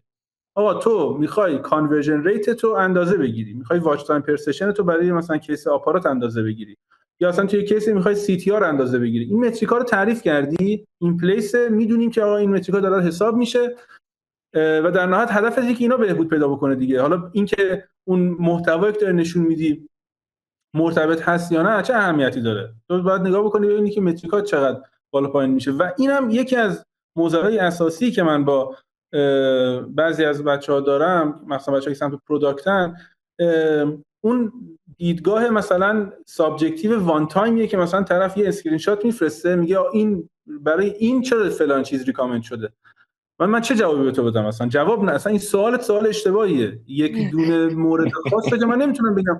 اگه پترن، اگه داری میگی که آقا این اتفاق داره مثلا برای کاتگوری فلان تو همه ویدیوها این اتفاق، اون بله، ولی یه دونه کیس خاص رو تو رفتی باز کردی یه ویدیو کنارش هست، مگه من دونه دونه برای این ریکامندیشن میسازم؟ تو تهش باید راجع به اون متریکا حرف بزنی، راجع به ترند متریکا حرف بزن، بگو چرا فلان متریکا افت کرده، اونجا ما میتونیم راجع بهش صحبت بکنیم و بریم اینوستیگیت بکنیم که چرا اون اتفاق افتاده. ولی یه کیسی یه جایی یه موقع یه چیزی ریکامند شده که به نظر تو منطقی نیست، اصلا یعنی چی؟ من نمیفهمم. من هیچ جوابی ندارم اینجا بدم. یعنی اصلا سواله، اصلا نمیفهمم سوالو. آره، یعنی در حقیقت سوال اینه که آدم‌ها نظر خودشون رو که کاملا یک چیز سابجکتیو هست به عنوان حقیقت مسلم برای بالا بردن یک متریک دارن در نظر میگیرن، در صورتی که دیتا نشون میده چقدر دنیای واقعی غیر قابل پیش بینی پذیرترین چیزی که فکر میکنی نسبت به اون حالتی فکر میکنی.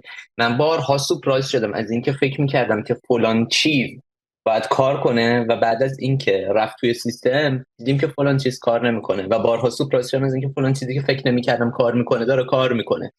چون من همیشه رفتار خودم رو دیدم و فکر کردم رفتار خودم رفتاری که عموم آدم ها انجام میدن، در صورتی که همچین چیزی اصلا معنی نداره.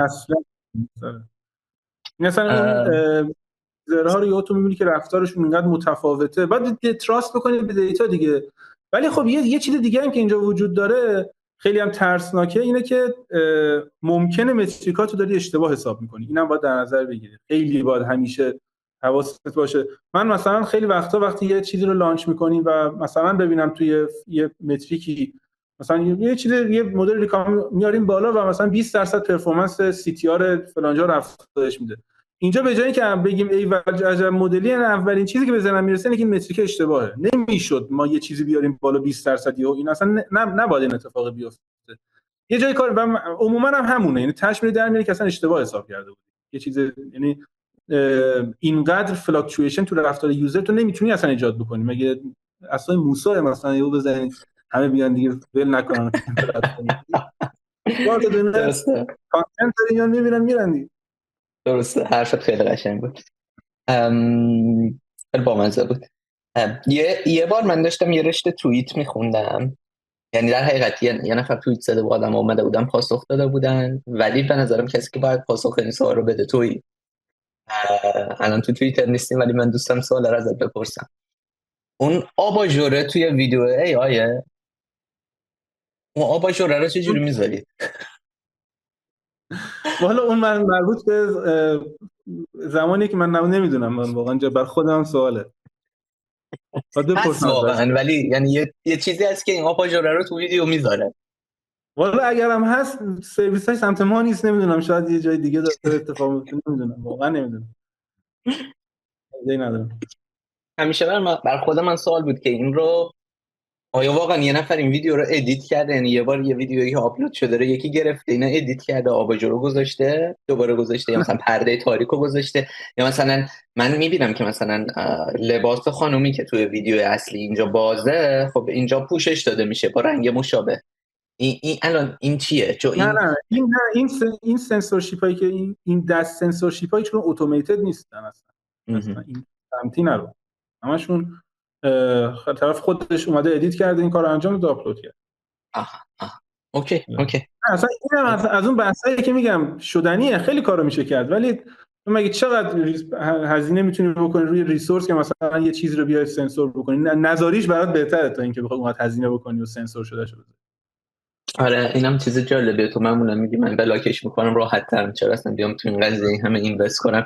جی پی یو بذارم همه ویدیو رو پروسس کنم که حالا تو هر 1000 تا ویدیو یه دونه ویدیو رو بخوام 30 ثانیه‌اش سانسور کنم که چی شه. جالب بود، قشنگ بود.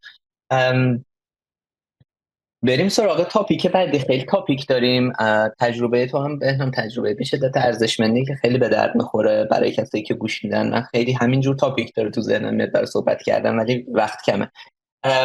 شما به عنوان یه تیم AI از صحبتاتم خیلی مشخصه، خیلی همه چیز الان داری بیزنسی فکر میکنی. یعنی من تو تک تک صحبتات دارم بیزنس میبینم و خب بدیهیتاً تو در جایگاهی که هستی تیمی که دارین، خب خیلی حدس منه اگه جای اشتباه میگم مثلا تستم کن، قطعا با تیمای پروداکتی خیلی داری کار میکنی. حالا یا تو یه سری نیاز میبری سمت پروداکت یا پروداکت یه سری نیاز میاره سمت تو.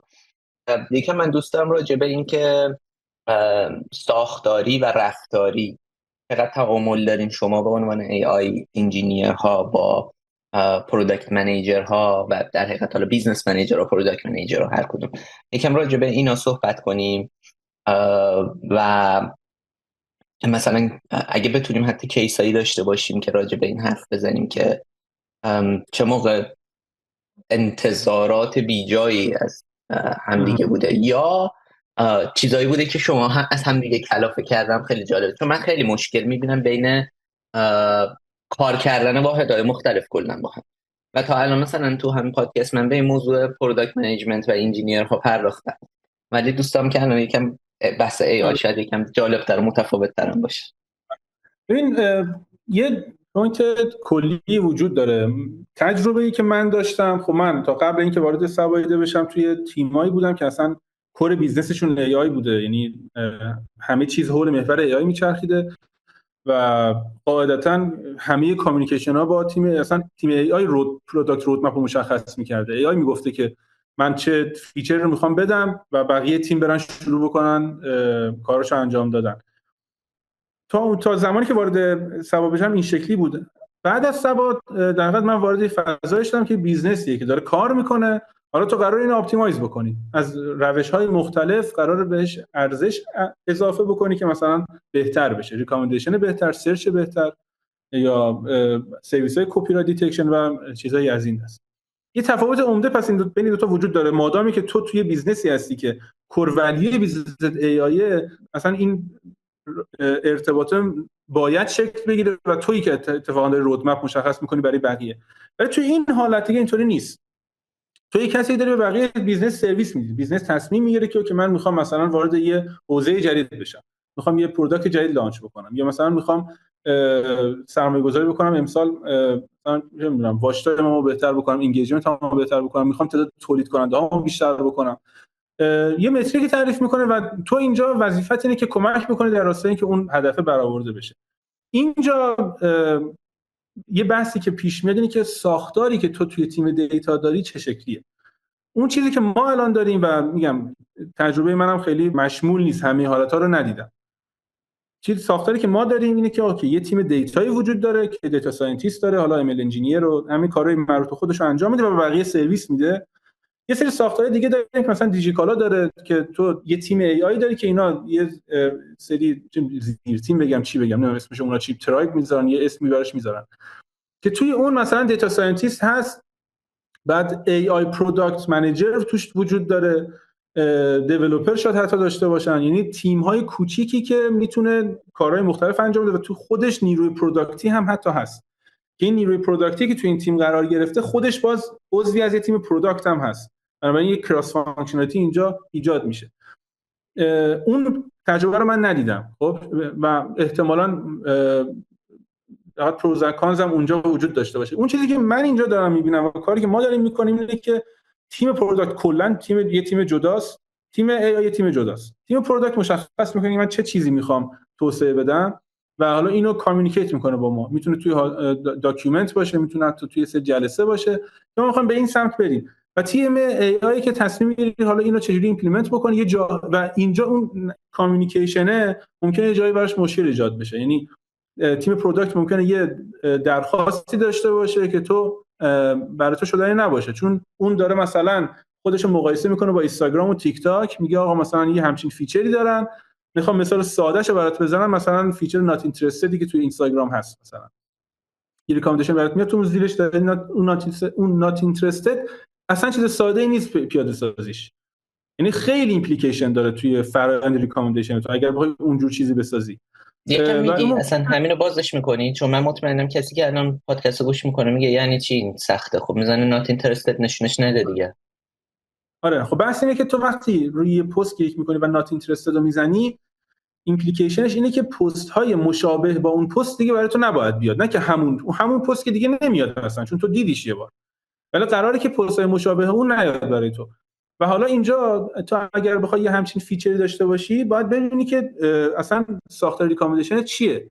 من چجوری دارم اگر من برای آیتم ها امبدینگ نمیسازم، یعنی کلا امبدینگ ندارم، دارم از یه اپروچ دیگری میرم که حالا یه اپروچیه، یه اپروچ ایکس، اگر امبدینگ نداشته باشم نمیتونم اون کارو بکنم چون اصلا نمیدونم آیتم مشابه اون آیتم چیه که از روی لیست این آدم حذفش بکنم. اگر ریکامندیشنمو دارم پری کالکولیت میکنم نمیتونم درجا ریکامندیشن این آدمو آپدیت بکنم. یعنی میخوام بگم که خود این فیچره یه سری ایمپلیکیشن دیگه داره. باید مدل ریکامندیشن تو یه حالت خاصی باشه، در هر صورت نمیخوام بگم نشدنیه، در هر حالتی داشته باشی میتونی اون فیچر رو اضافه بکنی. ولی شاید برای خیلی‌ها این توی تیم پروداکت این چیز وجود داشته باشه، این دید وجود داشته باشه که اوکی یه فیچر ساده است، اصلا دیگه اصلا اینطوری نیست. با توجه به اینکه تو مدل ریکامندیشن تو چه شکلی از اول ساختی، اصلا آرکیتکچر چیه، آیا آنلاین اینفلوئنس انجام میدی یا نمیدی، چه شکلی داری ریکامندیشن تو سرو می‌کنی، اون ممکنه مثلا یه فیچر ساده باشه، ممکنه یه فیچر خیلی عجیب غریب باشه، ممکنه یه فیچر باشه که اصلا نیاز به ریفکتور داشته باشه، یعنی باید مجبور بشی همه چیز تو به هم بریزی که بتونی اون فیچر رو هم ساپورت کنی. یه همچین اتفاقاتی ممکنه بیفته. از این طرفش هم هست، یعنی خیلی وقتا من اینو خودم دیدم که توی پروداکت تصمیم گرفته میشه، یه دیزاینی مثلا در میاد و تو میری میبینی که اوکی این دیزاینی که الان انجام دادی من میتونم 10x از این بهتر باشم، میتونم یه سری کارهای دیگه هم برات بکنم که تو اصلا فکر نمی‌کردی که من میتونم انجامش بدم. و این مثلا ما کیسشو داشتیم که مثلا توی یه کیسی توی آپارات ریدیزاینی انجام شد و بچه‌ها یه دیزاین جدیدی داده بودن و با ما حالا شیر شده بود و ما میدونستیم دیزاین چه شکلیه. داشت بقیه تیم‌ها میرفتن جلو که ما درخواست کردیم آقا یه جلسه ست بشه راجع به این دیزاین صحبت کردیم، میگفتیم این کاری که الان داری می‌کنی اوکیه، ولی اگر بخوای فلان چیز رو هم فیچر رو بهش اضافه بکنی برای من خیلی ساده است، یعنی میتونم این رو هم بدم. و اونجا اصلا دیزاین کلا تغییر کرد، یعنی همه تیم‌ها برگشتن عقب، یه سری دیزاین‌ها تغییر دادن، دوباره دارن اون دیزاین جدید میرن جلو. برای این ارتباطه یه چیزیه که اتفاقا ما توی آپارات اصلا کلا سوادی به نظر من مشکل داره، یعنی تیم‌ها یکم آیزولیتد هستن و داریم سعی می‌کنیم اینو یکم بهبودش بدیم و ما یکم جزیره‌ای هستیم، کلا تیم دیتا جداست، تیم پروداکت جداست. حالا من بقیه تیم‌ها رو خیلی نمیدونم راستشو، شاید اونا خیلی بیشتر کراس فانکشنالیتیشون ایمپلیمنت شده باشه، ولی میدونم که اپروچ دیگه هم برای دقیقاً ارنج کردن تیم‌های دیتا هست. مثلا یه اپروچ دیگه اینه که تو دیتا ساینتیست‌ها تو توی تیم‌های مختلف می‌ذاری، یه تیم سنترالایزد دیتا نداری، دیتا ساینتیست داری که توی تیم مارکتینگ یه دونه هست، توی تیم مثلا پروداکت یه دونه هست، همه جا یه دونه دیتا ساینتیست هم می‌ذاری که کار دیتا رو انجام بدن. یه وقت یکی هست مثل ما مثلا سنترالایزد، یه وقت هست جایی مثلا دیجیکالا اون شکلی میچینه. این مدل‌های مختلف داره، قاعدتاً پروز اند کانز هم خودشون هست. جایی بوده که البته این سوال شاید یکم سخت باشه جواب دادنش، بخوای تفره بری برای همه خودت میتونی حالا وابسته به جوری که دوست داری جواب بدی. جایی بوده که از دست پروداکت منیجرها کلتو می‌خواستی بکوبی و دیوار؟ نه واقعا، نه صادقانه دارم میگم نه. حداقل اون پروداکت منیجرایی که ما باشون کار کردیم همه ماشاءالله بچهای باهوش و اوکی بودن و من هیچ وقت این مشکل رو نداشتم. پس سوالم عوض می‌کنم. بیشتر مشکلی که من دارم میبینم بحث ساختار تیم‌ها و اون فرآیندهای ارتباط بین تیم هاست، نه خود آدم‌ها. همینو خواستم بگم، چی هست که دوست داری بین رابطه تو و پروداکت تغییر کنه، یا اگر تغییر میکرد بهتر بود؟ چون من مطمئنم اون چیزی که تو میگی تو 80% شرکت دیگه هم هست، برای همین شنیدنش از خوبه که کسایی که حالا از منظر پروداکت منیجمنت و بیزنس دارن این پادکست رو گوش میدن بدونن که انتظارات یه نفر به عنوان هد آی چیه. ببین اون چیزی که من میبینم، مشکلی که الان من دارم با سر و کله میزنم اینه که شاید بقیه شرکت‌ها این مشکل تا این حد نداشته باشن. ولی چیزی که من میبینم اینه که نمیدونم کاری که من دارم انجام میدم، بذار اینجوری بهت بگم، رودمپ مشخصی از پروداکت توی تیم‌های مختلف ندارم و این کامیونیکیشن اونقدر افکتیو نیست که من دقیقاً بدونم بقیه دارن به چه سمتی میرن که منم مسیرمو درست بچینم و درست مثلا پلن بکنم برای استپای بعدی. برای من یه اسکوپی تعریف میشه، باید مثلا فلان کار اتفاق بیفته، در صورتی که این اسکوپی که برای من تعریف میشه خب وابستگی‌هایی داره به بقیه تیم‌ها. مثلا دیتایی که من دارم راجع بهش صحبت میکنم، قرار باش کار بکنم، اصلا قرار از تیم دیگه‌ای بیاد، اون تیم قرار چه شکلی این دیتا رو به من بده، چجوری قرار دیتا رو جمع کنه، چقدر از این دیتایی که من میخوام من مجبورم یه فرض اولیه بذارم، بگم احتمالاً این دیتاها دیگه حتما هست، ولی بعد میری جلو میبینی نه، اصلا این مثلا روی اندروید نمیتونه فلان دیتا رو اصلا به تو بده، اون هم چیزی نداری. این ارتباطه اون چیزی که من دارم میبینم که میتونه مشکل ایجاد بکنه و داریم سعی میکنیم هی بهبودش بدیم، ولی قاعدتا بقیه تیم‌ها این مشکل رو تا حد ما شاید نداشته باشه. خب بحث AI خب بحث جدیدی نیست، خیلی وقته که داره راجبش صحبت میشه، ولی از یه جایی تغییر کرد. یعنی حداقل من اینو یادمه که مثلا بچه‌هایی که تو شریف بیشتر آکادمیک و اینا بودن یا مثلا نمراتشون بهتر بود، من چیزی که میدیدم این بود که قبل از سال 92 تقریبا، یعنی ورودی های 88 رو بعد در نظر بگیریم توی بچله، بچه ها خیلی میرفتن سمت، وقتی میخواستن گرایششون رو در حقیقت انتخاب کنن یا به سمت خودشون سوق بدن، سمت مهندسی نرم بودن قبلش. از یه جای بعد تو دانشگاه یه سری تفاوتی ایجاد شد و ماشین لرنینگ خیلی ترند شد و بعدش هم بحث دیپ لرنینگ اومد و دیپ لرنینگ خیلی ترند شد و بچه‌ها یه شیفتی پیدا کردن از سمت کلا مهندسی نرم افزار توی دنیای آکادمیک به ماشین لرنینگ. و خب ما توی این 10 سال خداوکیلی خیلی پیشرفت دیدیم توی AI دیگه، یعنی اصلا تکون خورده دنیا حداقل روی خیلی از چیزا. الان مثلا چه میدونم گوشی رو برمی‌داری با حرف میزنی، حالا نمیدونم فارسی احتمالاً خیلی خوب کار نکنه، تو انگلیسی واقعا خوب کار میکنه. من خیلی وقت دست به گوشیم نمیزنم و باش حرف میزنم، فلان کار انجام میدم و اینا، و اصلا یه نمونه خیلی اپلیکیشن هی داره ولی 2 سال اخیر، 1 سال و نیم اخیر، 2 سال اخیر، کلا جنریتیو AI ها یه با مجموعه دموهایی که داشتن جوری همه چیز رو تکون دادن که خیلی صحبت راجع به اینه که وای چه اتفاقی میفته و AI داره چی رو میگیره و غیره. به نظر میرسه که ما تونستیم یه سری کارکردهایی براش تو دنیا پیدا کنیم، ولی این شکلی نیست که وای همه چیز رفت کنار و فلان شده. ولی من از ایران خیلی نزدیک نیستم، نمیدونم تو ایران چه شکلی بوده واکنش بشه. یکم دوست دارم از زبان از دید تو بفهمم که چه شکلی دنیا به عنوان کسی که خب هم تجربه اکادمیک داشتی و هم داری توی صنعت کار میکنی، برداشت تو از اتفاقاتی که داره میفته چیه؟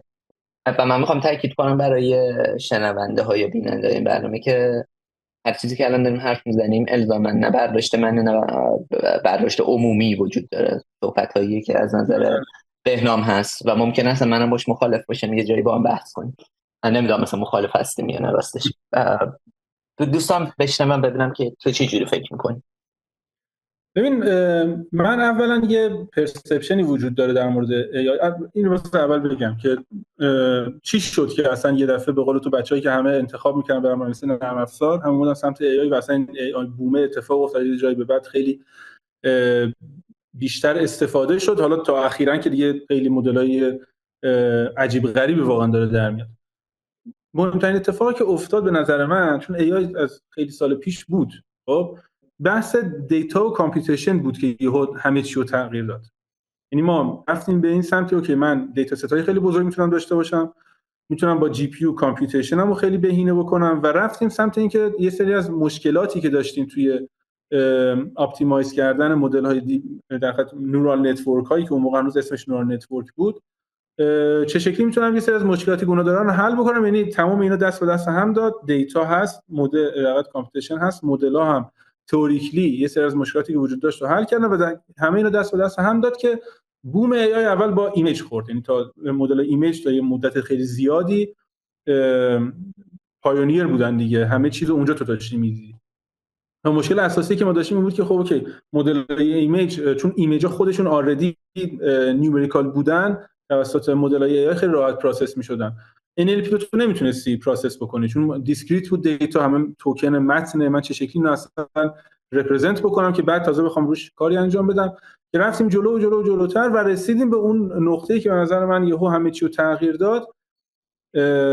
بحث مدل ورد تو وک، یعنی یه مدلی اومد که اون تفکر پشتش خیلی مهم بود. این مدلی که میگفت آقا اصلا تو نمیخواد لیبل بزنی چیزی رو، یه دیتای متنی داری که همه جا هم ریخته، تو کل اینترنت میتونی پیدا بکنی، همین دیتا رو بیار، این تسکت اینه یکی از این کلمه ها رو بپوشون، با کانتکستش تشخیص بده این وسطی چی بوده، همین این کارو بکن.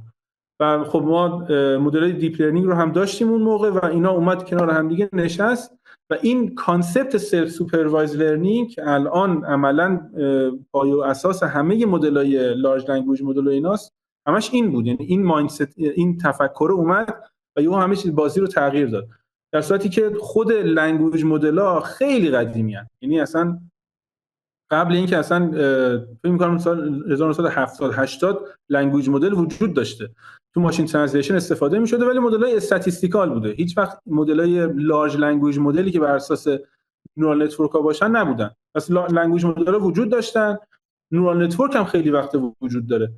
اینا همه ایوالو شدن، در کنار هم به یه بلوغی رسیدن و با هم اینتگریت شدن و در نهایت شده این چیزی که الان داری می‌بینی. یعنی من میگم به نظر من این اینونشن یه شبه نبوده که یه دفعه مثلا یکی بیاد لارج لنگویج مدل رو بسازه. اون چیزی که الان بهش رسیدیم، لنگویج مدل خیلی قدیمیه، نورال نتورک خیلی قدیمیه، اینا همه در کنار هم دیگه بلوغ رسیدن و بعد تونستیم به اینجا برسیم که حالا هم توی حوزه هاردور خیلی پیشرفت کردیم، هم توی مدل‌ها مثلا آرکیتکچرهای جدید آوردیم، همه اینا در کنار هم دیگه رسیده به اون چیزی که الان داریم می‌بینیم که مثلا یه لارج لنگویج مدله. و الان اون استیتی که من الان دارم میبینم توی لنگویج مدل‌ها و اون مدلایی که الان داره هر روز دموهاش میاد و میبینیم چقدر تغییر داره، من یه کمی شک دارم به این که مثلا همین چیزی که الان هست قرار کل مثلا اینتراکشن ما با سافت‌ور رو تغییر بده. این مثلا زمانی که چت جی پی تی اومد خب خیلی صدا کرد و خیلی هم ازش استفاده کردن و میکنن، اما یه جای سرچ گوگل گرفت نتونست. هنوز به نظر من که فکرم نمی‌کنم مثلا همچین چیزی باشه. یعنی سرچ گوگل سر جاشه، در صورتی که اون موقع صحبت این بود که اوکی تو به جای اینکه بری تو یه چیزی رو سرچ بکنی، بگردی پیداش بکنی و بخونی، مستقیم از چت جی پی تی بپرس دیگه، ولی نگرفت. اون جای سرچ رو نتونست بگیره، چون سرچ حالا درسته چت جی پی تی یه سری مشکلات داشته، مثلا یه سری اصطلاحاً هالوسینیشن بهش میگن که یه سری جوابای دریوری ممکنه برای خودش بسازه، بگه که اصلا اشتباهه، یعنی اونهاش هم به مرور زمان بهتر و بهتر میشه. ولی با این حال اون چیزی که وجود داشت هم هیچ وقت نتونست جای سرچی که همین الان آدم‌ها انجام میدن روزانه رو نتونست جای اونو بگیره. در مجموع اینجوری می‌بینمش که یه تکنولوژیه که روز به روز بهتر میشه. داریم می‌بینیم که مخصوصا اخیراً سر این اتفاقاتی که سر اوپن ای آی افتاد، مثلا سم آلتمن رو اخراج کردن یه دفعه از مدیر عاملی و بعد برگشت و هیئت مدیره ترکیبش کلاً عوض شد و اینا.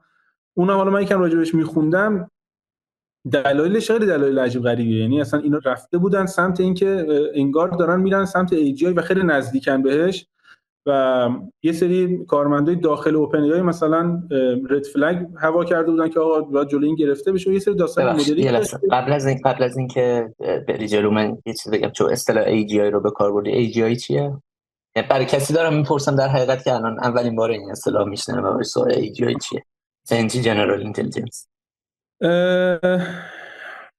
سوال خیلی سختی پرسیدی، چون دقیقاً محل مناقشه است. اصلا اینکه ای جی آی تو تعریف بکنی، یه تعریفت اینه که تست تورینگ رو پاس بکنه، که اگه قرار باشه تست تورینگ رو پاس بکنی که همین الان چت جی پی تی تست تورینگ رو پاس میکنه، ولی آیا چت جی پی تی ای جی آی؟ نه.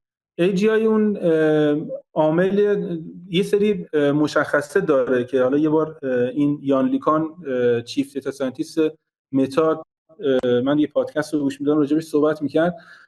عاملی که بتونه هوشمند باشه از این منظر که بتونه اینفرنس انجام بده، استنتاج انجام بده بر اساس دیتایی که از قبل داشته، یه نتیجه‌ای بگیره، بتونه پلن بکنه برای کاری که میخواد انجام بده، یه پلنی بچینه و اون پلنش رو دنبال بکنه. این دوتا مشخصه اصلیه که باید داشته باشه و ندارن الان، و لارج لنگویج مدل ها الان ندارن.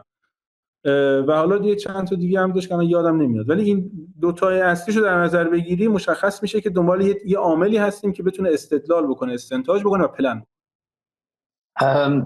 اپیزودی که گفتی فکر کنم اپیزودیه که با لکس فریدمن در حقیقت فکر کنم 4 هفته پیش منتشر کردن. اپیزود خیلی خوبیه برای کسی که حالا دوست دارن این مباحث بیشتر بشنون.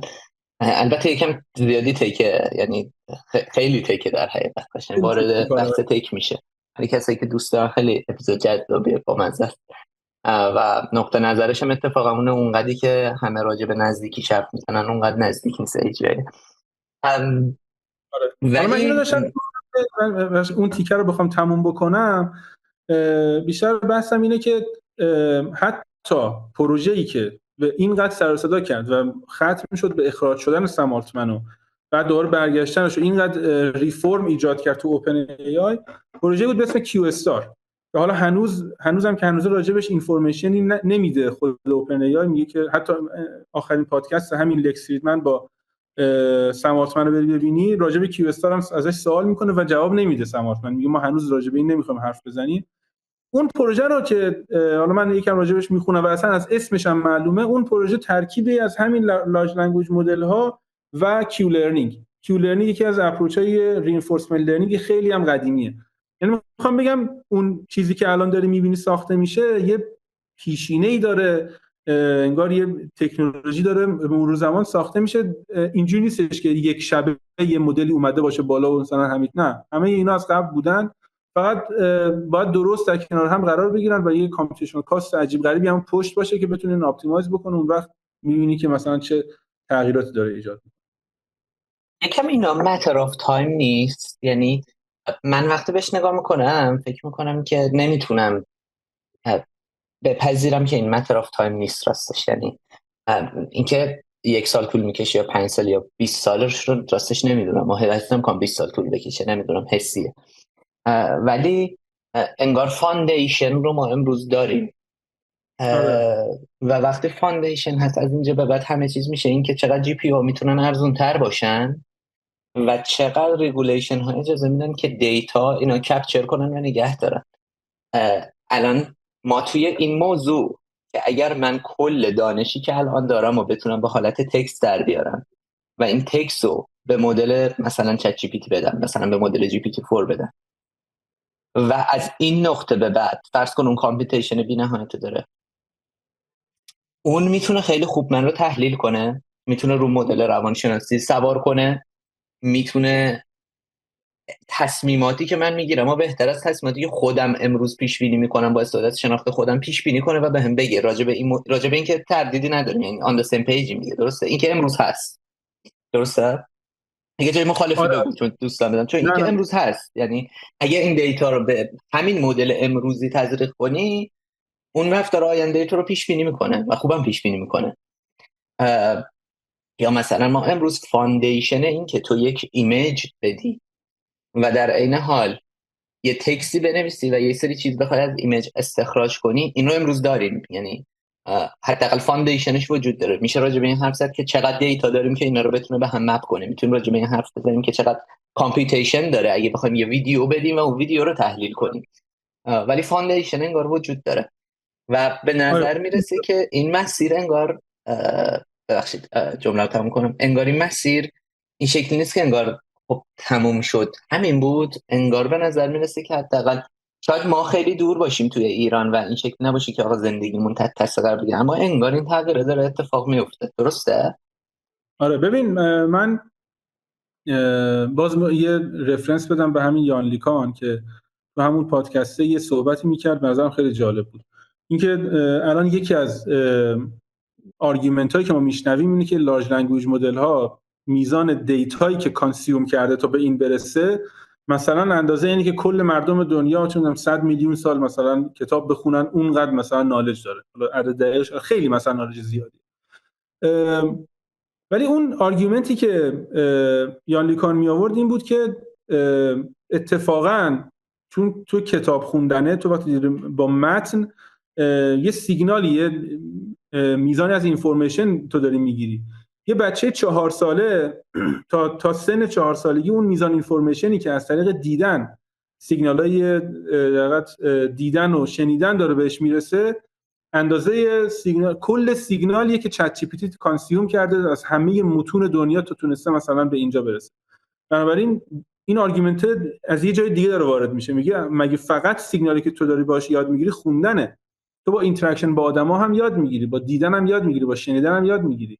هیچ کدوم از اینا رو الان تو از چت جی پی تی نمیتونی انتظار داشته باشی اینا رو یاد بگیری. اون داره از روی دیتای متنی یه چیزی رو یاد گرفته که بله اندازه کل نالج آدماست، ولی یادگیری ما مگه فقط از خوندن بوده؟ نه، خیلی از یادگیری ما اصلا از اینتراکشن با آدما بوده و ما اونو نداریم هنوز.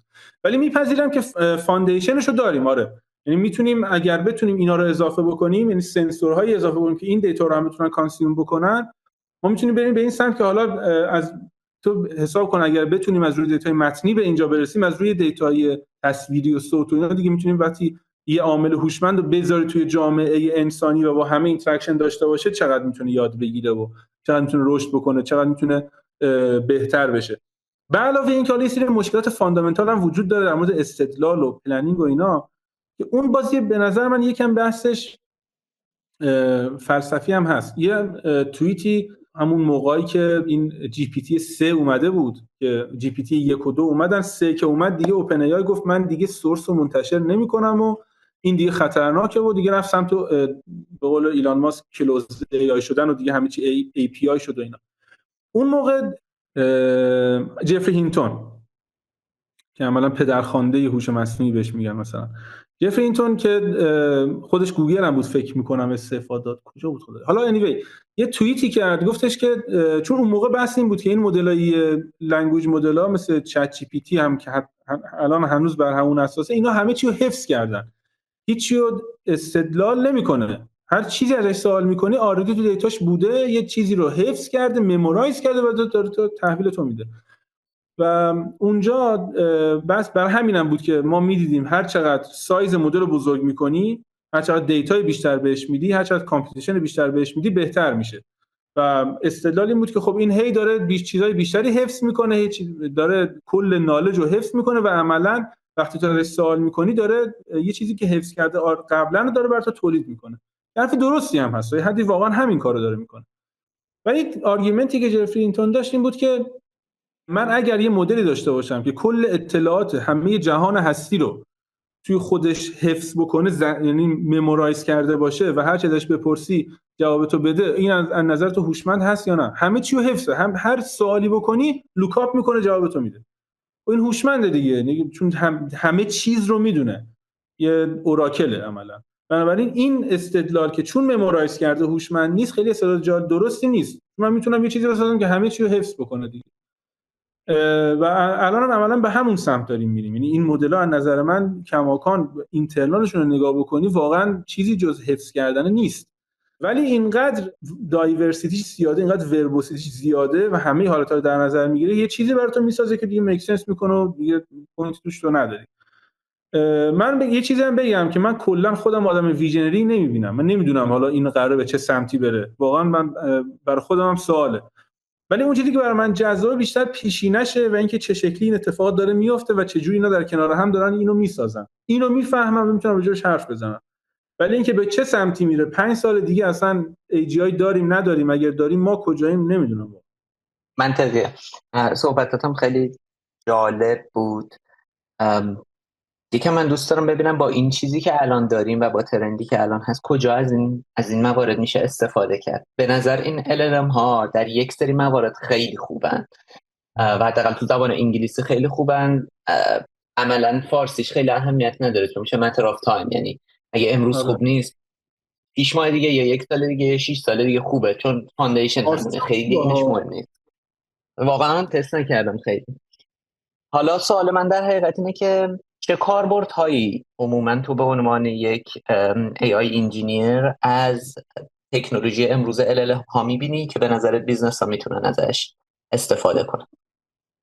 من بذار سوالتو اینطوری جواب بدم که LLM خودش به تنهایی به نظر من خیلی محدوده، چون بالاخره یه کاتافی داره رو نالجش و تو یه سری سوال میتونه بکنی، میتونه برات کد بزنی، یه سری کار میتونه برات بکنه. ولی یه حرکت هوشمندانه‌ای که اوپن ای انجام داد، چون حول این LLM ها یه سری ابزار شکل گرفته بود که اون بحث چی بهش میگن augmented رگ بود، چی بود خدا، retrieval augmented generation، که تو وقتی میخوای از یه لغت LLM استفاده بکنی که یه کاری رو برات انجام بده، چجوری دیتای خودتو اینجکت بکنی توش، چون اون که با دیتای لغت کل وب ترین شده. فرض کن میخوام توی سازمان خودم روی دیتای خودم استفاده بکنم. برای اینکه این کارو بکنی بحث پرامپت انجینیرینگ اومد و اینکه تو دیتای خودت یه جوری اینجکت بکنی تو اون پرامپت، بعد ازش سوال بکنی که روی دیتای تو یه کاری انجام بده. اوپن ای اومد اینا رو هم آورد تو دل خود سرویس خودش. یعنی الان تو توی اوپن ای ابزارهای مختلف داری، کد اینترپرتور داری، میتونی فعالش بکنی و از ای آی بخوای از اون چت جی پی تی یا حالا جی پی تی 4 یا هر چیز دیگه بخوای که برات کد بزنه، اون میره توی سند باکسی یه کدی میزنه، توی سند باکس ران میکنه. یعنی مثلا مثالشو بخوام برات بزنم، تو از یه دقت ال ال ام بپرسی که مثلا سینوس ایکس، سینوس مثلا 30 درجه چقدره، حالا سینوس 30 درجه رو احتمالاً میتونه برات حساب کنه، ولی یه فرمولیشن خیلی عجیب غریبی بخوای بهش بدی نمیتونه حفظ باشه بره برات نتیجهشو بیاره، ولی میتونه کدی بزنه برای تو که این مقدار مورد نیاز تو رو حساب کنه و مقدار به تو برگردونه. این اونجایی میشه که مثلا ابزاری مثل کد اینترپرتور میاد وسط. یعنی لارج لنگویج مدل اول یه کدی میزنه که این فرمول رو حساب بکنه، کدو میبره توی یه سند باکسی ران میکنه، نتیجه رو به تو برمیگردونه. این یه دفعه کلی پاسیبیلیتی ایجاد میکنه که دیگه تو لنگویج مدلت میتونی حتی کدم بزنی و بعد ازش نتیجه بخوای. یه ابزار دیگهش مثلا اینه که تو دیتای خودتو بهش بدی و روی دیتای تو کاری بکنه، یا مثلا بهش بتونه ای پی آی خودتو، این خیلی ابزار مهمیه. این ابزاری که بتونه ای پی آی های تو رو کال بکنه، یعنی تو فانکشن، یکی از ابزارهایی که اوپن ای داره اسمش از فانکشن کالینگ. یعنی تو میتونی بهش تعریف بکنی که ببین من یه سری فانکشن دارم، این کارا رو انجام میدن، این آرگومنت ها رو میگیرن و خروجیشون اینه، و بعد که شروع میکنی با ای آی صحبت کردن، یه جایی ممکنه ازت بخواد برو فلان فانکشن رو کال کن، نتیجهشو به من بده. مثالشو بخوام برات بزنم، ما یه پروتوتایپی مثلا داشتیم توسعه دادیم مدت که یه اسیستنتی داشته باشیم، تو بتونی توی فیلمو مثلا باهاش صحبت بکنی و بگی آقا مثلا من یه فیلمی بهم پیشنهاد بده که جواد عزتی توش بازی بکنه، مثلا جدید بود، مثلا مثال میزنم یه همچین چیزی. خب لارج لنگویج مدلی که مثلا کاتاف نالجش برای یک سال پیش بوده که نمیدونه فیلم‌های جدید چیه، پس نمیتونه مستقیم جواب تو رو بده. ولی من برای این ای کاری میکنم، میگم ببین من یه ای پی آی سرچ دارم که میتونی اسم بازیگر بدی، میتونی بگی جدیدی و قدیمی باشه، میتونی بگی ایرانی یا خارجی باشه، این آرگومنتاش اینم جوابش این شکلی برمیگرده. اینا براش تعریف میکنم. بعد که یه همچین کوری بهش بدی، میگه که اوکی یه جیسون بهت میده، میگه اول این جیسون رو بفرست برای اون سرویس سرچت، اون جیسون رو که نگو بازش میکنی میبینی دقیقاً گفته مثلا کوریت باید باشه جواد عزتی، مثلا سال پابلیشت هم باید نیو باشه، مثلا برای 2 سال اخیر باشه. اینو تو میفرستی در توی سرویس سرچ، نتیجهش میشه اون نتیجه که تو می‌خواستی. یعنی یهو اکسپند میکنه کل اون پاسیبیلیتی هایی که وجود داشته دیگه. صرفا یه چیزی نیستش که برای تو یه چیزی رو لوکاپ کنه بگه، واقعا یه ایجنته که میتونی باهاش ازش بخوای یه سری کار برات انجام بده. اینا به نظر من وقتی همه اینا در کنار هم میبینی، یهو endless possibilities، واقعا کلی کار میتونی باهاش انجام بدی. دقیقا. و مثلا دوست داشتم بیشتر وقت داشته باشیم و بیشتر راجع به این پاسیبیلیتی حرف بزنیم. آخرای صحبتمونه دیگه، خیلی وقت نداریم.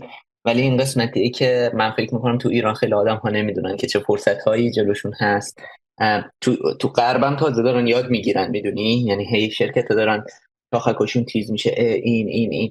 و من یه چیز جالب بخوام بگم، الان توی جایی که من هستم توی لندن رو دارم مثلا نگاه میکنم، شاید مثلا با 20 تا 15 تا 20 تا ویدی که مثلا آخرین بار من باشون به نحوی صحبت کردم، حالا ویستی یا نماینده های ویستی یا کسایی که تو حوزه اینوستمنت مشغولن، بلا استثنا این شکلی بودن که اپلیکیشن AI توی فلان حوزه ما چی داری اینوست تو دست؟ میکنیم، ما تو اون حوزه اینوست میکنیم مثلا، یعنی همه شاخه کوبرتیز شده که میک سنس هم میکنه.